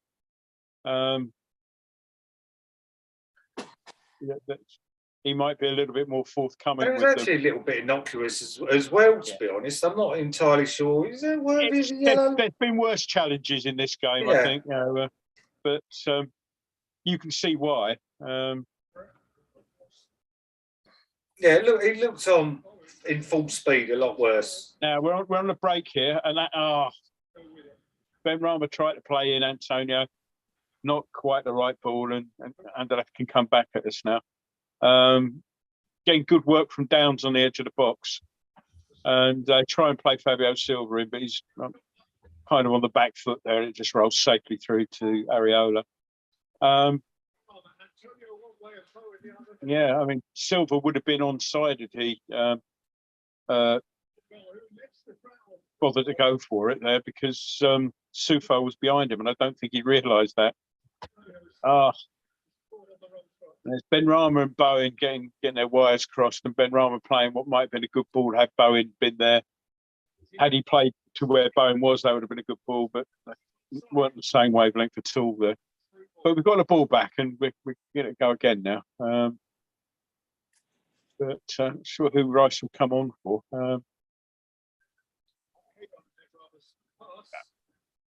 Ben Rama's not having any luck tonight. He's just beaten a player, and then just somebody's come through, and whole thing falls apart as a free kick's given away. And I think now they'll make a substitution. I told you he was going to wait till the 70th minute, didn't I? As predictable as something that's predictable in a predictable shop. Oh, Ben Rama's coming off. He's run his socks off, but he's combination of bad luck and bad play. He's just not one of his nights. So we've got Paqueta coming on for Ben Rama. Antonio's coming off and Skamaka's coming on. It's funny, I always think I'd start Skamaka in the European games. He looks more at home in this sort of game, but well, he's got 20 minutes or so, excuse me, or so to make an impression. And Rice is on, and he's replacing, I think that's Lanzini coming off. Yeah. Well, I got one prediction wrong, which was the Rice for what's his name, Downs. Because you could actually see Moyes doing that sub, couldn't you? Yeah, and that would be very unfair on Downs, because I think he's had a very good game. Yeah, doing that Rice thing of breaking up the play, he's been doing that really, really well all game. And yeah, so we've just brought the cavalry on. We've never been able to do that. This is kind of perking up. I don't care now if we draw 0-0. Downs going to be the giving it a go, but he could have done it 10 minutes ago. Yeah, it's Downs going to be the stew check then to Rice in this formation. He's like a little Rottweiler, isn't he, Downs? Love him to bits, mate. He's proper. Typical I West can Ham imagine player.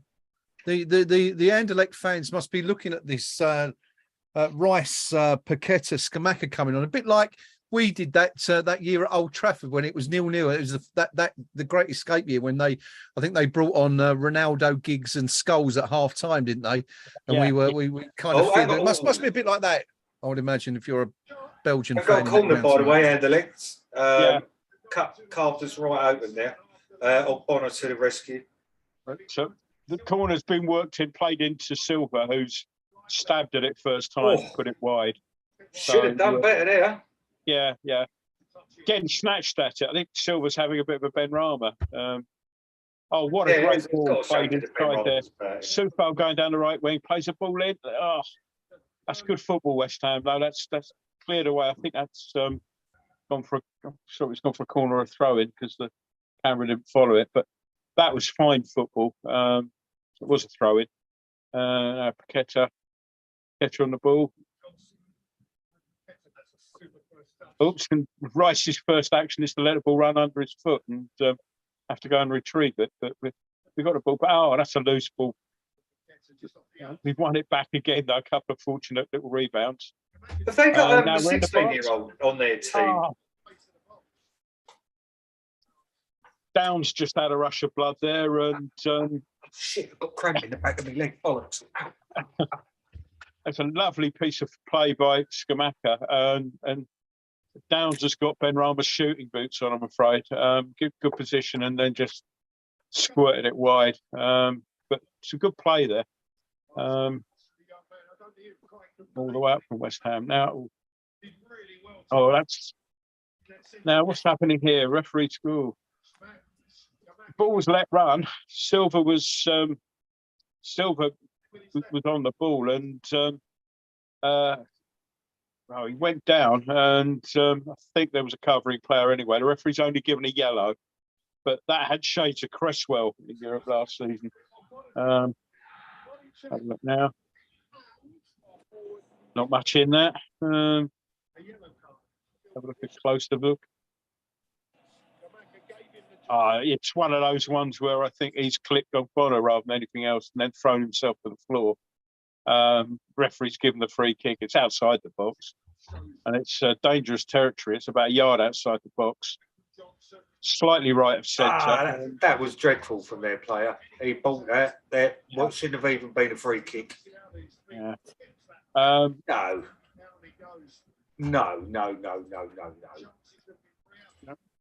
It's Murillo, 62, standing over the ball, and referee's got issues with Anderlecht players standing in front of the wall. They've got to be a yard away from the wall, of course, these days. And this is take forever to take. Taken it is and put straight over the bar. So no harm done other than the yellow card, really. But yeah, I mean, Liverpool won 2-0 the other night, and it was 2 dives, 2 goals. And yeah, it's just I find it all very depressing. So I've got to say that Fabio, that Silva's having a really good game tonight. I'm really impressed with him. He's really causing West Ham a lot of trouble out there. Last 0-0, Rio, West Ham. Can you remember? Put you on the spot there. Of all the days to ask me, I don't know. I've got absolute brain fog. No, I can't remember, mate. Just over a year ago. Just taken an elbow to the noggin there. Right in the back of the head. Now, that ought to be at least a booking because he's gone in with his elbow. He's been, Delcroix was the player, and he has been given a yellow, quite rightly so. He's just gone in, used his elbow straight away.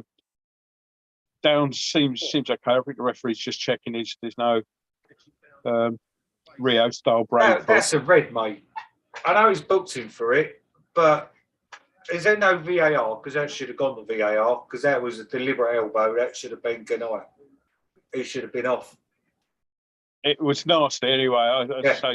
I don't think there is VAR. I can't remember now. I don't think it's VAR till the knockout stages. There is a bit naughty in he, Downs, and he got a little bit of a discipline problem, let's say. So I just hope he don't retaliate. Because after the game he's had, getting into bother is the last thing that he needs. Yeah, Paqueta trying to work some space. We've got the ball out on the right hand side, and it's loose though again. You know, ball in the final third, it's just given away. Soufal's had a lot of the ball on the right hand side. There's some nice one-touch football there, but Paqueta gets it caught up in his feet, and again it's given away. But we get it back. That's just a little bit too much shown to the defender there. It was a nice, potentially a nice ball there from Johnson. Great tackle back from Downs again, though. In fact, that was Bowen that time.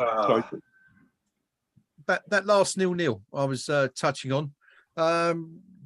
Technically, it was Southampton on the 11th of September last year, Premier League job. Of course, we did draw 0-0 with Man City, though, in the Carabao Cup. Though we did win in the penalty shootout, so I don't know if that really counts. But so it's a while. That was October anyway, so that was a year ago this month. So it's been a while since the last goalless draw West Ham have been involved in, but not long left now to avoid another one.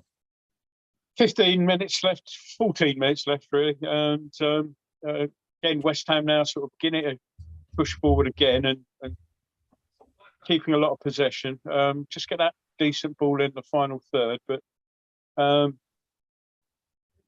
Anderlecht proving a bit difficult to break down. Balls like that from West Ham won't help from Paqueta. There tries to chip one in, but plays it straight at the player. But we get the ball back, and now Downs, as you said, Ramons has fouled Downs there, and Downs has just shoved him out of the way. So, giving proof to Nick's theory. It's going to go out for a goal kick. Did they have Anderlecht, 16-year-old player? Did they have one playing for them tonight? Yeah, I think it's the guy who came on at half time. Duranville, is it? Oh, Duranville. Yeah. Not either one or the other, is he? Right, okay, yes, then that's not staying on there. Doing some live moderation from our usual, let's just say from our usual post that has to make comments about players from a certain continent, age, or rather not their real age. Crying out loud. He doesn't learn. Yeah, he's a winger by trade, Duranville, born in 2006. Oh, yes! Hey! Skamaka. Yes. Puts us Have some of that again. Brilliant finish again. It's what he does. Found himself a little bit of space in the box, hit the ball on the turn, low, bottom right-hand corner from the goalkeeper's point of view. And, yeah, I said I'd have had him started. Just having a look now. Ball headed back by Sufal. Paqueta plays it in. Definitely onside. I think they were looking for an offside, but there's 3 or 4 players playing him on. Little flick through from Paqueta. One touch to control it. On the turn. Goal. Brilliant. Brilliant stuff. An assist from Paqueta, by the way.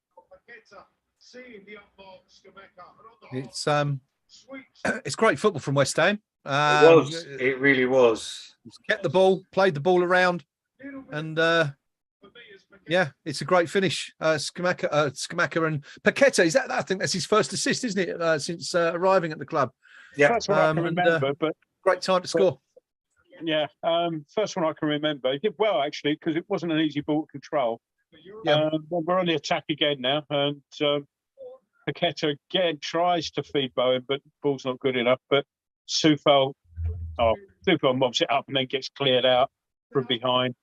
One of those that stupid challenge. That's that Duranville, the 16-year-old, has just gone. It's an old head and a young head, and the young head being stupid there, and yeah, it really sort of sums up old and young there, I think. So free kick to West Ham on the right hand side. Paqueta's on the ball, and swings the ball in. It's a little bit lower flat. Doesn't beat the player on the near post. Right, but lovely ball though down the line into Skamaka, who's just tries to play in Sufal, and no, that's a corner.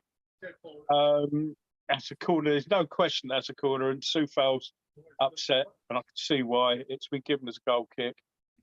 Sufal's now got a yellow card for moaning at the linesman.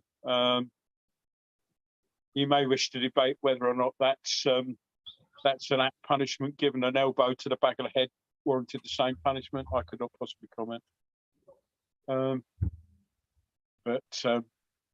Yeah. So 9 minutes left to play plus stoppage and 1-0 up, and I think we're good value for it, to be honest. Fifth goal of the season for Skamaka, that one. 4, of course, in Europe. Scored against Viborg twice and Silkeborg. And yeah, goal number 5 of the season in his 12th appearance, Rio. That's a pretty good ratio so far. Very good. Very good. And that's what he paid the big money for. I know the majority is coming Europe where, the calibre of opposition isn't that great. But how many times have we seen players fail in front of goal in Europe? So, you could say that about this game alone, couldn't you? Exactly. He's doing his job. He's doing what he bought him for. And I think once he gets up to speed with the Premiership fully, because I think he showed some excellent touches and link-up play in every appearance he's been in this season in the Premier League. I think once he actually finally settles down and the team adapts to him, as well as him adapting to the team, I think we've got a real steal on our hands. Yeah. Yeah, he's off to a flight. 3 West Ham players in the book already tonight. Lanzini, Ogbonna and Sufal, the latest, as Noam pointed out just a few moments ago. 83 minutes gone. And Anderlecht nil, West Ham United 1. Another good attack from West Ham there. Cross from Sufo did get slight deflection. Goalkeeper came out and punched it one-handed, and it got cleared. But Anderlecht now sort of having to attack, of course, and that's a dangerous-looking cross. That is a fantastic save by Areola. Silva got on the end of that cross. Should have scored, really, but what a save that is. That's a match-saving save, match-winning save even. Wow. I mean, point-blank range, a couple of yards out, and got down brilliantly well. And wow. That was, considering he ain't done much, had to do much this game at all, it could be easily argued if that had gone in, he hasn't had much to do, and his reactions haven't been put to the test much. But that was world class. That was absolutely world class save. That superb. They haven't shown it again yet because we've actually got the ball and we're sort of pushing forward again. But that was outstanding. Can't praise that save highly enough. It was very something about Peter Schmeichel-esque, wasn't it? That one. Yeah. It's one of the few times that they've actually got clear goal scoring chance. Really, Anderlecht today. When you look back at it, they've had nothing anywhere remotely as clear as that. And Silva must be doing his nutting at that. What's he got to do? So. It's a really good cross in, actually. I mean, it's a great delivery from the right-hand side. Silva manages to get between Dawson and Ogbonna. And I know the club like doing a save of the season category in their end-of-season awards. And I get the feeling that one's going to take some beating already. Absolutely brilliant. Golden Banks-esque, says David Overall. Final ball again. Not quite there. And that could have played. I think Bowen could have been played in. Again, they're playing it for Silva, who clearly their sort of talisman up front, but that's just played too long for him. That's a foul, and free kick to West Ham again. Just show it again now. That is outstanding. That is absolutely superb. Strong wrists, as they say. Yeah. They work hard on saves like that in training, and that's absolutely outstanding. Well, brilliant, absolutely brilliant. Incredible. And just showing it again, Paqueta sort of do a little showboating. Long ball play to him, which he controlled with the back foot, sort of in midair, which was a nice little touch. You'll see it in a second when they show it again. Another substitution for Anderlecht. Just seeing the numbers. Come on, that's Esposito is on for Diawara. So Esposito with the coveted number 70 shirt. They're going for it tonight, though. There's a 99 on there, a 61, a 62, a 56. I still think Cornet's got to have 99, hasn't he? He should have 99. Somebody should have a word about that. That just be so perfect, isn't it? Rio, your thoughts on that save? As I said, absolutely world class, and that's what we've seen from Areola a couple of times. I mean, the game against Seville last year, which kept us in the tie. It just shows what he is capable of, and I'm actually quite shocked that he hasn't started this year as the league number one rather than just a cup keeper again, because he shows some absolute signs of awesomeness. He's just a really impressive keeper at times. Maybe his distribution needs to be a little bit more on point, but that'll come with games, though, wouldn't it? Exactly. I thought Fabianski was outstanding at the weekend. Yes. Again, it's great to see the competition, because Fabianski, under pressure from another quality keeper, is raised the game even at the age of 37, 38. So they're driving each other on, and it's great to see. Yeah, I'm not sure we've ever had that before, have we, at the club? Two really, really top-class goalkeepers of that calibre. We used to have a decent one and one who's peaked, didn't we? Yeah. Was it Fabianski and Adrian, wasn't it? There's Adrian and Randolph as well, wasn't it? I know that Randolph's had his critics in the time, but on his first spell, when he kind of forced Adrian out of the team, they was batting against each other. They were both on top of their game. Yeah. But I don't think we've come close, probably since, I hate to say it, the Royal Carroll era, because I thought Roy Carroll was a really good keeper before, certain things happened away from football, which kind of interfered with him. Then we had Shakira's back up. But it pales into insignificance compared to these two. No, they are good. They are good. We're blessed with that part. We've had a little bit of a goalmouth scramble just going on there now. Certainly dominated West Ham in the second half. Anderlecht been given a free kick when he could argue that could have been a free kick either way.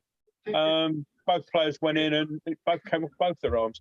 Free kicks played in and there's a scrabble, but Rice is there to mop things up. It's gone out for a corner, but last couple of minutes they've been trying to throw the kitchen sink at us. As you'd expect, we've been 1-0 down in this. I think there might have been a slight call for a handball, but it came off Skamaka's thigh. Corner played in very, very long. In fact, they do well to keep that from going out for a throw-in. Just about do that. It's hooked in, but that's walloped clear. Now, we've got one-on-one here. Oh, well, Fornals has come on. I didn't see Fornals come on, but he's come on for Bowen. And I think that was him that just tried to have a shot from the halfway line. It went about 10 yards wide with the keeper off his line. So there were better options on there. I think there was. Oh my God! Goodness me! Yeah. Oh my word! We had a player sort of bursting forward on the left. We had 2 against 1 if he'd been clever. But he tried to be clever. It just didn't work. Talking about our the goalkeeping scenarios, Andy Welsh weighs in with Bobby Ferguson and Mervyn Day. There's 2 quality goalkeepers, perhaps, and that is going back. In fact, that would be roughly the same time we would have last played Anderlecht in the mid 1970s. Apart from McAllister, Kev. Ferguson was kind of on the way out by 76. I think he was only very rarely played in there. 4 minutes of stoppage, and we're sort of 36 seconds into that at the moment, and we've managed to lose the ball, and we had it out on the touchline, but we've got it back. So all we've got to do really is just keep the ball, not throw it away. Rice tries to play in. That's Paqueta there, but it was never getting that. And now Anderlecht can try and sling the ball forward. They are hitting it long, and the player who came on the number 70 a minute ago seemed to have got goal side, which he had, but he'd gone a little bit too soon. And just looking at it now, and right decision. And that'll wind down a few seconds. That must again be infuriating if you're a coach there. West Ham we're not going to hurry to take closing in on that victory. Yeah. There's no says deep into added on time now at the end of this one. 1-0 ahead here at Anderlecht. Quick look at the stats for you. Anderlecht 44% possession, West Ham 56%. Anderlecht 12 shots, 2 on target. West Ham 18 shots, only 3 on target. 6 corners for the Belgians, 7 for West Ham. Good interception there from Downs there, but played the ball a little bit too far forward for Fornals, and Anderlecht are now going to go. They're going to have to start slinging it long. It's 2 minutes left of the stoppage, and they are slinging it long. But Dawson, who hasn't put a foot wrong all evening, is on the end of that. Just a quick interjection, if I may. That other game in the group was 3-0 at half-time to Silkeborg. They're now leading FCSB by 5 goals to 0. Absolutely smashing Bucharest. Downs has just picked up a yellow for hauling down an Anderlecht player. Yeah, fair enough. Was he the one that elbowed him? Let's have a look at it. I don't know if it was or not, but he's just grabbed him around the arm. And yeah, you're always going to get yellows for that, I'm afraid. So Anderlecht sling it in. We got just over a minute left of stoppage time, and indeed it's played fairly short actually. But everybody lined up in the box. I get crossing now from the left, and we managed to clear it. Again, only as far as the centre circle, and Anderlecht might try to go again. Again, it's played in long.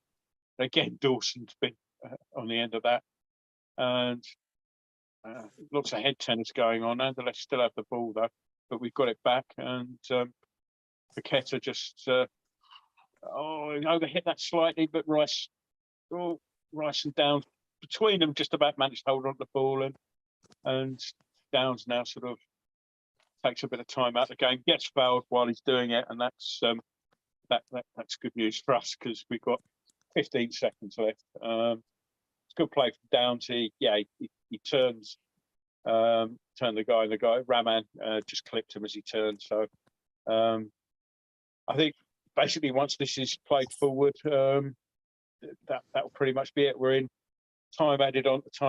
It's played long, and there's the whistle. 1-0 West Ham. Happy days.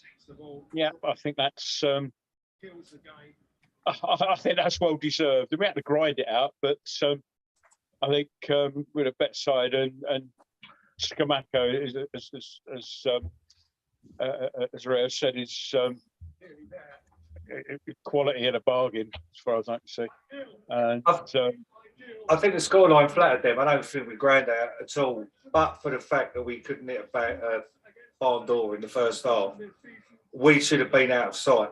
We should have gone in 2-3-0 at half time, but for woeful finishing. So I think, sometimes you get a 3-4-0 drubbing and it doesn't reflect the scoreline. I don't think this scoreline reflects just how well we played, to be honest, in that game. Where's Rio gone? He looks like he's just drowned.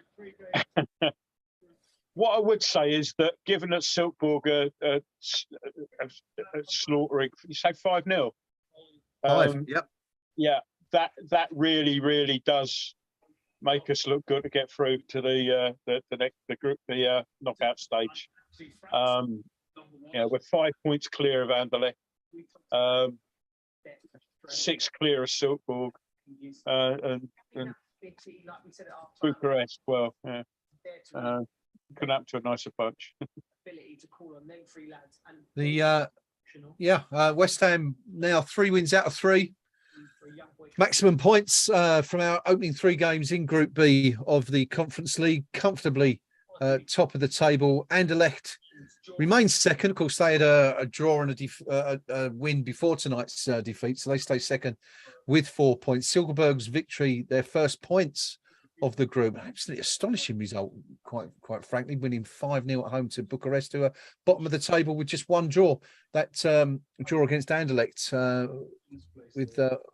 that's all they've got to show from their efforts so far. So West Ham 5 points clear already, and a win against Anderlecht next week is pretty much going to guarantee the Hammers' passage through to the next round of the competition, one would assume, which is good news, I guess, Nick, because it means that David Moyes can look to those last 2 games. We're looking ahead a bit, but assuming we win next week, that means Moyes can perhaps rest a few players for the last couple of games. But then again, he's done that tonight. No. That coincided, that defeat that we had in the group stage last season coincided with the slump in our form. He's rested 9 players tonight. There's only a couple of players out there that started on Sunday. Yeah, we've got the quality to do that now. Yeah. I don't. Maybe rest to the point of the ones that are going to be playing in the Premier League week in, week out. But we still need to be putting out strong sides in this competition. Winning becomes a habit, just like losing becomes a habit. We need 100% record. If we've got a chance getting 100% record in this group, do it, because it sends out a message to the other teams as well. Do you know what I mean? I want the other teams in Europe to fear us. Look at that. Played free, 100% record. Superb. Absolutely brilliant. Keep it up. Don't change it. We're winning. And that will carry on over into our league form. It might be the opposite way round this season, where our European form sorts out our league form, because at the start of the season, our good league form carried over into Europe. But it's upside. It's turned itself on its head this season, isn't it? Okay, So good if we stuff. keep that going, then we'll climb the Premier League table. Okay, good stuff. West Ham's certainly flying at the moment. That's 4 wins out of 5 now. Wins against Wolves, Silkeborg and Bucharest in the last 5 outings. The only defeat, that very disappointing performance at Everton. But the game tonight really hinging, Rio, on 2 key moments in that second half. Well, 3 key moments, actually, you could say, because you could argue that the triple substitution, Paqueta, Scamacca and Rice coming on for Lanzini, Antonio and Benrahma changed the game in West Ham's favour. The first key point on the pitch itself, the 79th minute goal for West Ham. And good to see Soufal and Paqueta involved in what was a very, very good team goal, actually, for West Ham, in which we kept hold of the ball for quite a while before, the ball ended up in the net. Yeah, excellent link-up play. That little bit of composure that we was crying out for. Someone putting their foot in the ball, feeding the ball around, eking out them chances. Great all-round play. And Scamacca, as we said, earning his corn. In a game like this, where we largely controlled, but we was like so wasteful in front of the net, you need something to come on like that and make a real impact. Now, he's seen another statement of David Moyes saying, I should be playing week in, week out. Mikel's not been in great goal-scoring form, and you can say a lot of things about Scamacca, but his link-up play is excellent. He obviously knows what a goal is. And like I said to the comms, right, it's just a matter of getting the team getting used to him as much as him getting used to the team. But again, great strike on a Saturday and a fantastic strike today. And this is what true strikers do. They do all the donkey work, they do all the link-up play, they work hard, and they produce moments of quality like that which win games. It's 5 goals in 12 games now for Scamacca, Gianluca Scamacca, since moving to West Ham in the summer. A decent record, and of course 4 of those have come in the Conference League, but still doing the cutting the mustard and putting the ball in the back of the net where needed. No, there was another very, very important moment in that second half. It was at the other end of the field, and it was one of the best saves I think all of us would agree we've seen from a West Ham goalkeeper in many a year. The cross coming from the right-hand side. Silva, who was Anderlecht's standout player tonight, involved in everything good they did going forward, got up above Ben Johnson, to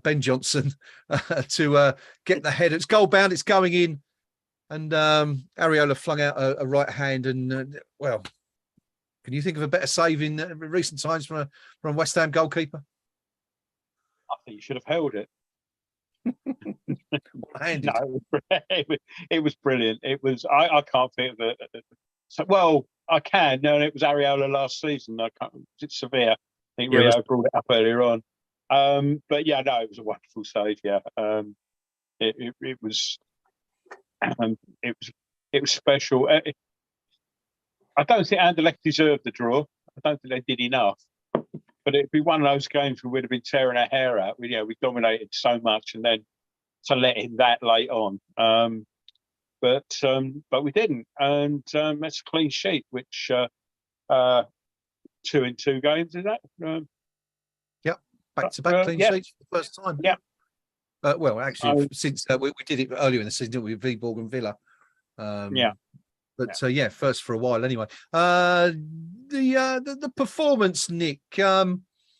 Polaroid speaking on the live chat says, I think our just about professional is the best way to describe our performance.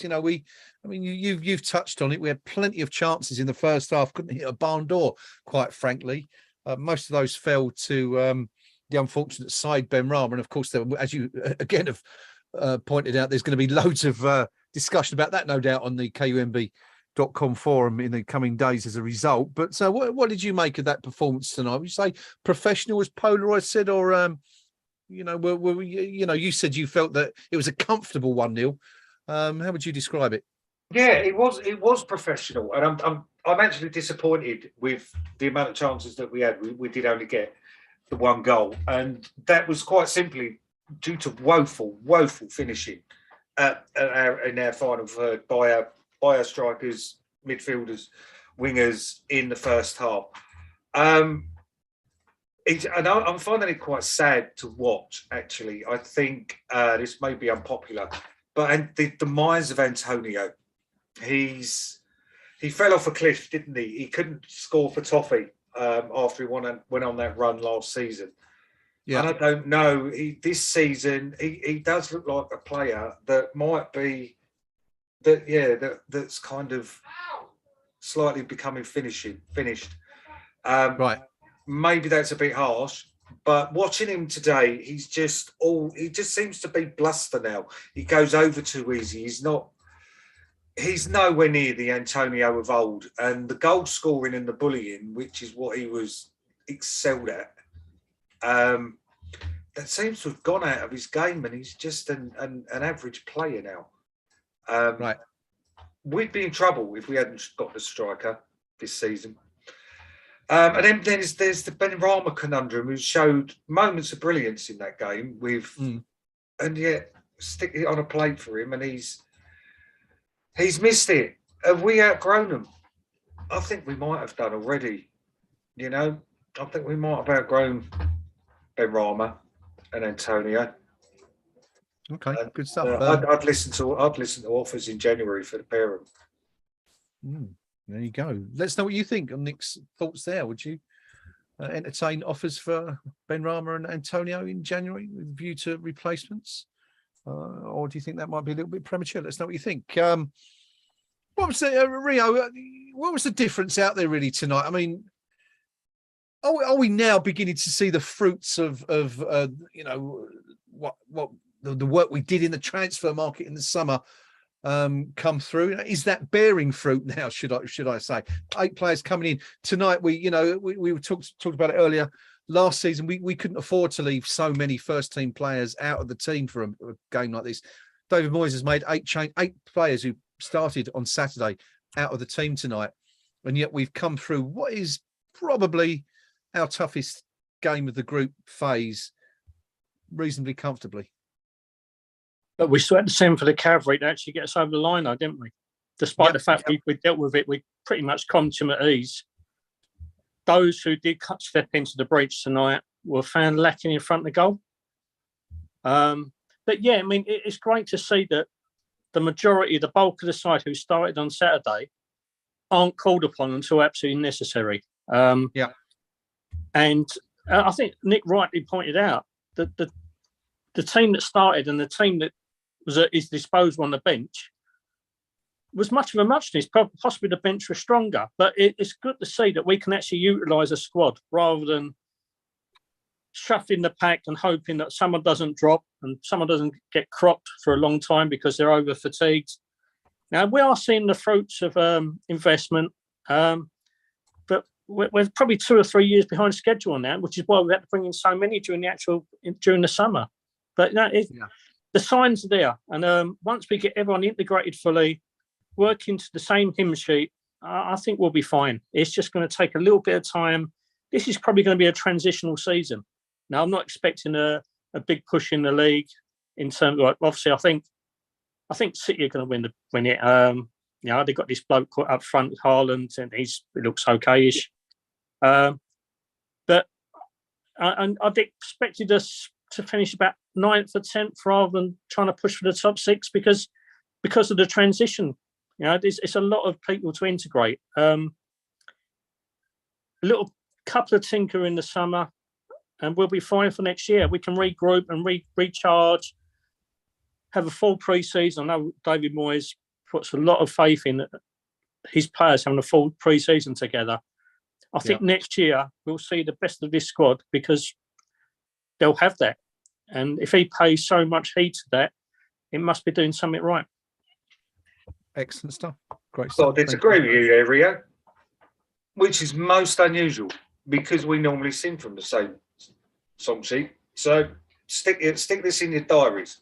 I've just got a Premier League table up, just out of curiosity, and you'll say we'll finish 9th or 10th. Now, the thing is, right, when you look, we've got Fulham next, who are in 8th. It is Fulham we got next, isn't it? Before I make myself look at this. We've got Fulham next that are in 8th. If we win that game, right, we're a point behind them. Do you know what I mean? It is from the Man United, even Chelsea. Let's be honest, Brighton are only 7 points ahead of us in fourth. This is tight as a gnat's chuff at the moment. I'm factoring in winning 3 cup competitions, though. I think that the strain on the squad is going to might tell a little bit. No, I wrote us off at the start of the season, and I think I thought we was going to be in trouble. I had the feeling of one of those seasons, but we're starting to look like a team that, how can I put it? That it's starting to gel, and we've got a nice little run of games coming up there. And as I say, time and time again, winning breeds winning breeds winning. Yeah. Same as at the end of last season, that losing becomes a habit. Are we turning a corner here? I think we might be. What's that now? 5 wins in 4, I think, in all competitions. Yep. See, my biggest plus point from tonight is that once again, Flynn Downs has put in an absolute stunning performance, particularly superb. Our man of the match, which will touch. Thomas Souček cannot sit on his laurels because he knows that Flynn Downs has stepped up to mark on more than one occasion now, and he's breathing down his neck. Skamaka and Antonio, they're both fighting for that starting spot up front. Skamaka, for me, has it at the moment, but 2 players pushing for that one spot. The competition, they know if they drop their performance levels, they're out the side. No, we mentioned the keepers. If Fabianski has a hair or 2, we've got an absolute quality one in Ariel to step in. So that kind of competition for places is going to push the squad on as a whole. And I think this is where we're going to reap the benefits, because the competition is something we didn't have last year. A lot of people, although we did really well up until the Christmas period, after that we dropped off. I know we had a lot of games, but a lot of people in their comfort zone, because they knew that even if I didn't quite put in the full shift, barring 2 or 3 places, those players were safe because they had no other options to push them. Okay, good stuff. That's a really good point. I mean, as I said, I think we are beginning to see that the benefits of that extensive rebuilding program in the summer come to the fore at last, and some good performances. Flynn Downs out there did very, very well. Of course, I'm going to ask you in just a moment, gentlemen, for your man of the match nomination. So bear that in mind and just have a little think about it while I quickly just bring everyone up to date with the rest of the results in the Conference League this evening. Lech Poznan and Beersheva, we'll get that one out of the way because it was a goalless draw. Slovako beaten 1-0 at home by Nice, and Mulder coming through comfortably against Shamrock Rovers in the end, 3-0. Silkeborg, as we discussed earlier, the other 2 teams in West Ham's group, beating FCSB 5-0, absolutely hammering Bucharest there in Denmark tonight. Punic 2, Zalgiris 0, Dnipro and Vaduz drawing 2-2. The rest of the games being played later on this evening. One other game I've not mentioned there, Sivasspor versus Bucharest. Incredible game. I can't wait to see the highlights of this one because it was 3-2 3-2 to the visitors after regulation time at 90 minutes. And then Mustafa Yetabare made it 3-3 for the home side in the second added minute of added on time there at the end of that game. They thought they'd got a point, but no, it wasn't to be, because in the 4th minute of added on time, Imal Krasniki went up the other end and scored a winner for Balkani, who ended up winning 4-3. So an extraordinary game there in Group C. As I say, it'd be definitely one to watch on the highlights reel later on this evening. Anyway, let's turn our attention to Man of the Match. If you've got a nomination, drop it in below in the live comments section. Let me go to Gnome first of all. Gnome, we've already said that young Flynn Downs had a really, really good game tonight, but was he your standout player tonight, or was someone else out there taking your vote? Downs just shades it for me from Dawson. It was he just did that role of breaking up play, getting back, as Nick described him as a terrier, and that's exactly what he was. If a player had the ball and was looking at going somewhere with it, Downs was all over him like a rash. and a couple of times where he chased back and won the ball back in situations where you think he's got no real right to do that. I thought he had an excellent game, and that's possibly. I mean, we're talking about Skamaka being a bargain signing. Akira. I think in years to come, we'll look back on the money. What did we spend on him? 12 million. A little bit less than that, wasn't it? Yeah. It was only 9. Well, Downs was 9, wasn't he? Yeah, I can't remember. I Yeah. A certain amount of money that wasn't very much in the grand scheme of things. Let's look And we'll be looking at that and thinking, how did we get away with signing him for that? But a bit like we're saying with Skamaka now. And I think he's got a good future with us. Dawson, I thought, was also superb. Yeah. Quick word for Ballon.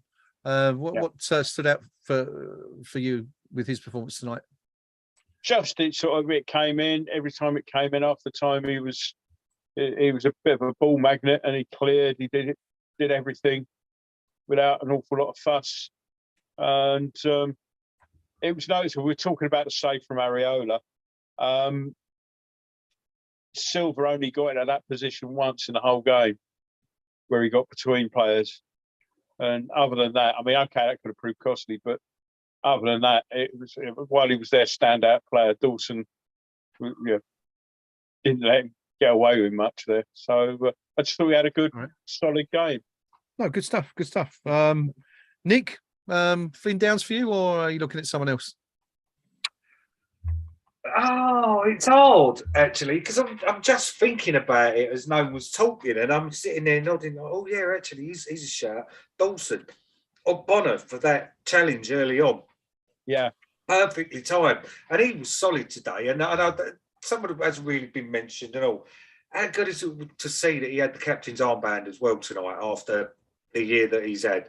That was emotion aside, that was superb, and he was a rock at the back, as was, and then even Ben Johnson didn't do anything wrong. It's just one of those games where,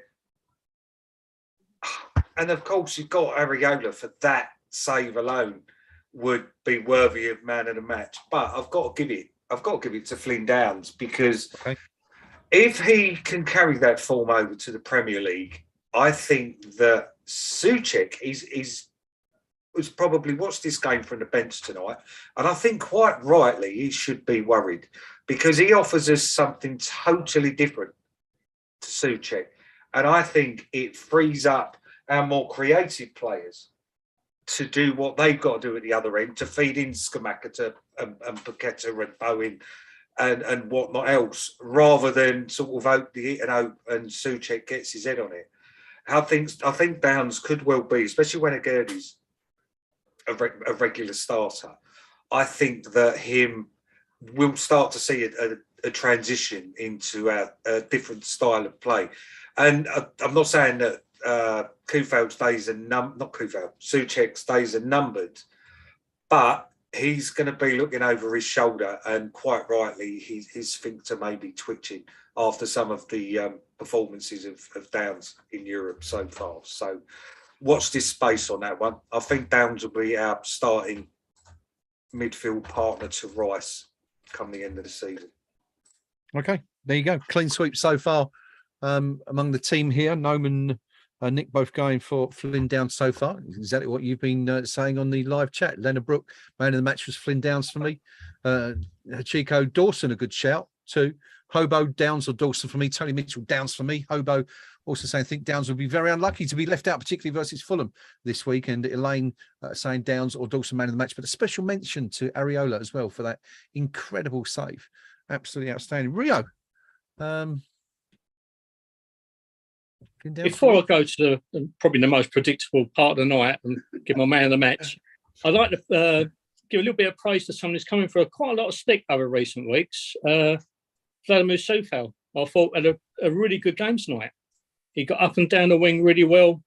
Attacking wise, he was very confident and caused a few problems. Defended really well, and all the places we do have a lot of competition, right back is probably the biggest one.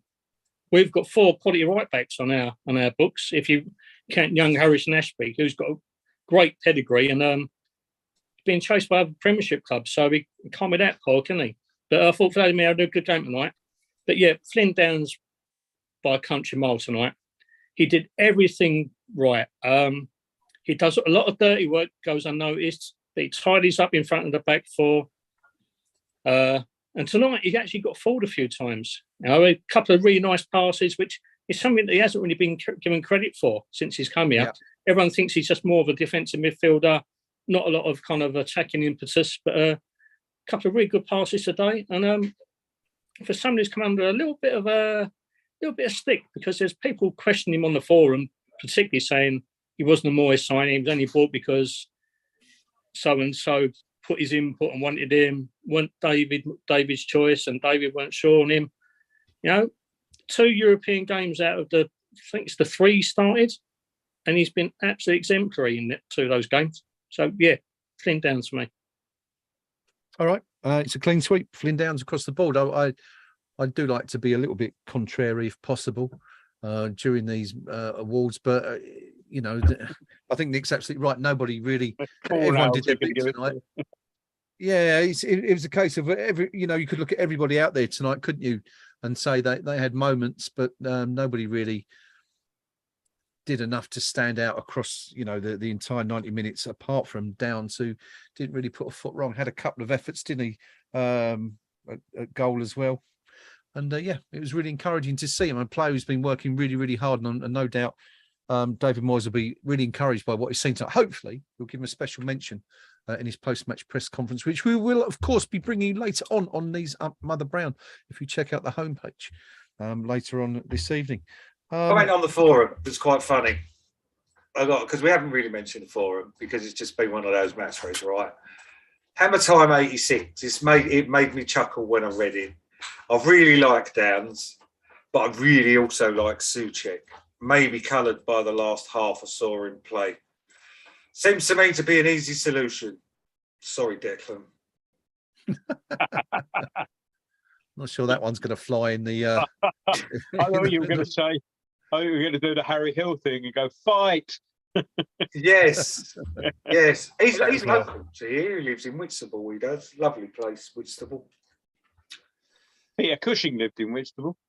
He did as well. That's also the name of the Wetherspoons pub there, the Peter Cushing. Oh, I didn't know that. I'm off there. Next time I come visit my parents, going to that.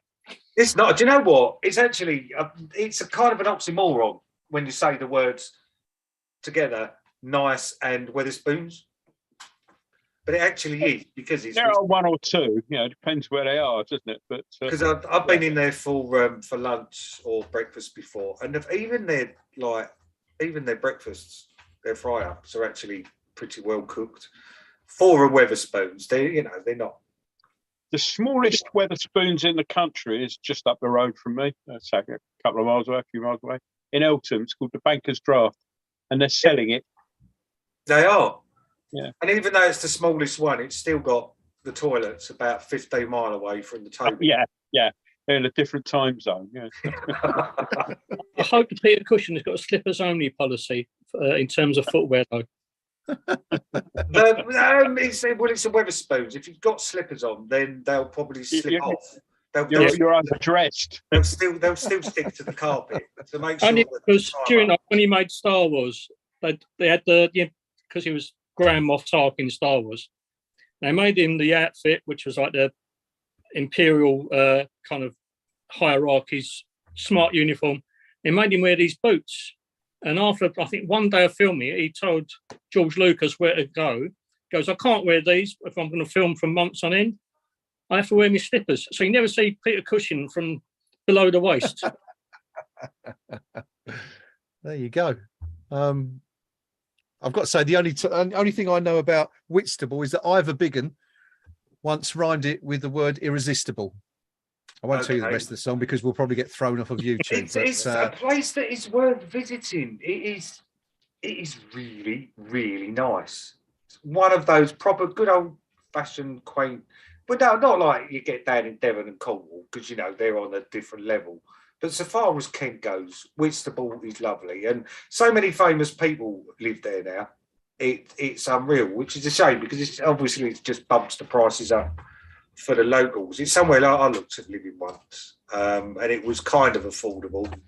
And there it's, regular people are being priced out. So Wales it is. There you go. I'm off to Dymchurch at the weekend, if that counts. Dymchurch is lovely as well. Yeah. That's why I did a photo shoot there a little while ago. Yeah. Back in April. It's Lou's mum lives down there, and we've got some Lou's aunt and uncle are over from the States. So we're going down to see them tomorrow. Go down tomorrow night, actually. I caught my one and only dose of COVID in Dymchurch. at the photo shoot. I'll tell you what, you don't get this ssort of insight on other podcasts and broadcasts, do you? You know, you don't get this on ITV or Sky or anything else. It's usually because at this point they're normally talking about Liverpool, Man United, Arsenal, or Chelsea, or maybe Tottenham. But no, we get COVID infections, Dymchurch, Whitstable, Peter Cushing. You get it all here. Why? Give us a thumbs up. Boo. and also someone's mentioned Gnome's mohawk. Terex9 says he's loving his mohawk. I got you mixed up with Pinky, but it does look a bit like that actually. You've got a fin thing going on in the background. That's it. There it is. Come brush your hair. That's it. Anyway, look, we're gonna have to call it a day there because I'm getting waved at from across your telling me my dinner's ready. Enough of such pressing matters, but Dymchurch and Whitstable and other delights from the Garden of England, as it's known. Thursday night, I've got to call me little brother. So there you go. Say hello to Jeff for us, if you will, yeah, please. I will do. Hello, Jeff. Hello, Jeffrey. Hope you're behaving yourself down there. And that's it from the team here tonight. It's Fulham on Sunday. We're going to be back for another Eyes Up Mother Brown. If you're not at the game, do come and join us. Why not? Come and join us in the fun and bants and all that other silly nonsense that we end up talking about instead of the football. Speaking of Sunday, and I also you touched on the W word, and that's where I'll be, so I won't be able to join you. Okay, well it'll be me, myself, and I then probably. So that would be fun. I'll be at the ground. I'll join in at half and full time if you like. Yeah, but good. Do my usual full time on the way back to the station. Okay. If I've got any energy left, we'll do that. But thank you. Because I'm coming up from Dymchurch, I'm driving up the M20 shut on the way up on Sunday, so I'm going to drive up and park up at Ebbsfleet and go in from there. I think so. I'll have the trains. Good shout. That's what I do. That's what, every time it's match day. Park at Ebbsfleet on the ice speed. 10, 15 minutes to Stratford, something like that. Excuse me? 9 minutes. Timed it. Stratford. Yes. It's really ridiculously quick on the ice speed thing, and driving home, I'm home in about 20 minutes from Ebbsfleet usually. So there you go. Yeah, so that's where I'll be. All right, chaps, I could listen to your travel stories all night long, but I've really got to go because otherwise I'm gonna my dinner's gonna end up in the dog. It is his birthday today, by the way. He's 3 years old today, but he's not having my pork chops. I don't know. I haven't seen you. I haven't been in the house. Anyway, thank you to everyone. Big thanks to the team here, to Nick, to Rio, and to Gnome for their excellent company. Once again, West Ham United have won. It's 3 wins out of 3, 9 points out of 9. It's all good once again. Everything's rosy in the West Ham garden as the Hammers look forward to Fulham. Can we make it 3 wins in a row this weekend? Well, we're going to find out very soon. Thanks to everyone joining us on the live stream. Thanks for your company as always, all your comments. Get yourself on over to the KUMB.com match thread and the rest of the forum, and you'll see us over there and all that other stuff. And we'll see you all very soon. Take care, everyone. Look after yourselves. And come on, you Irons. You Irons. No.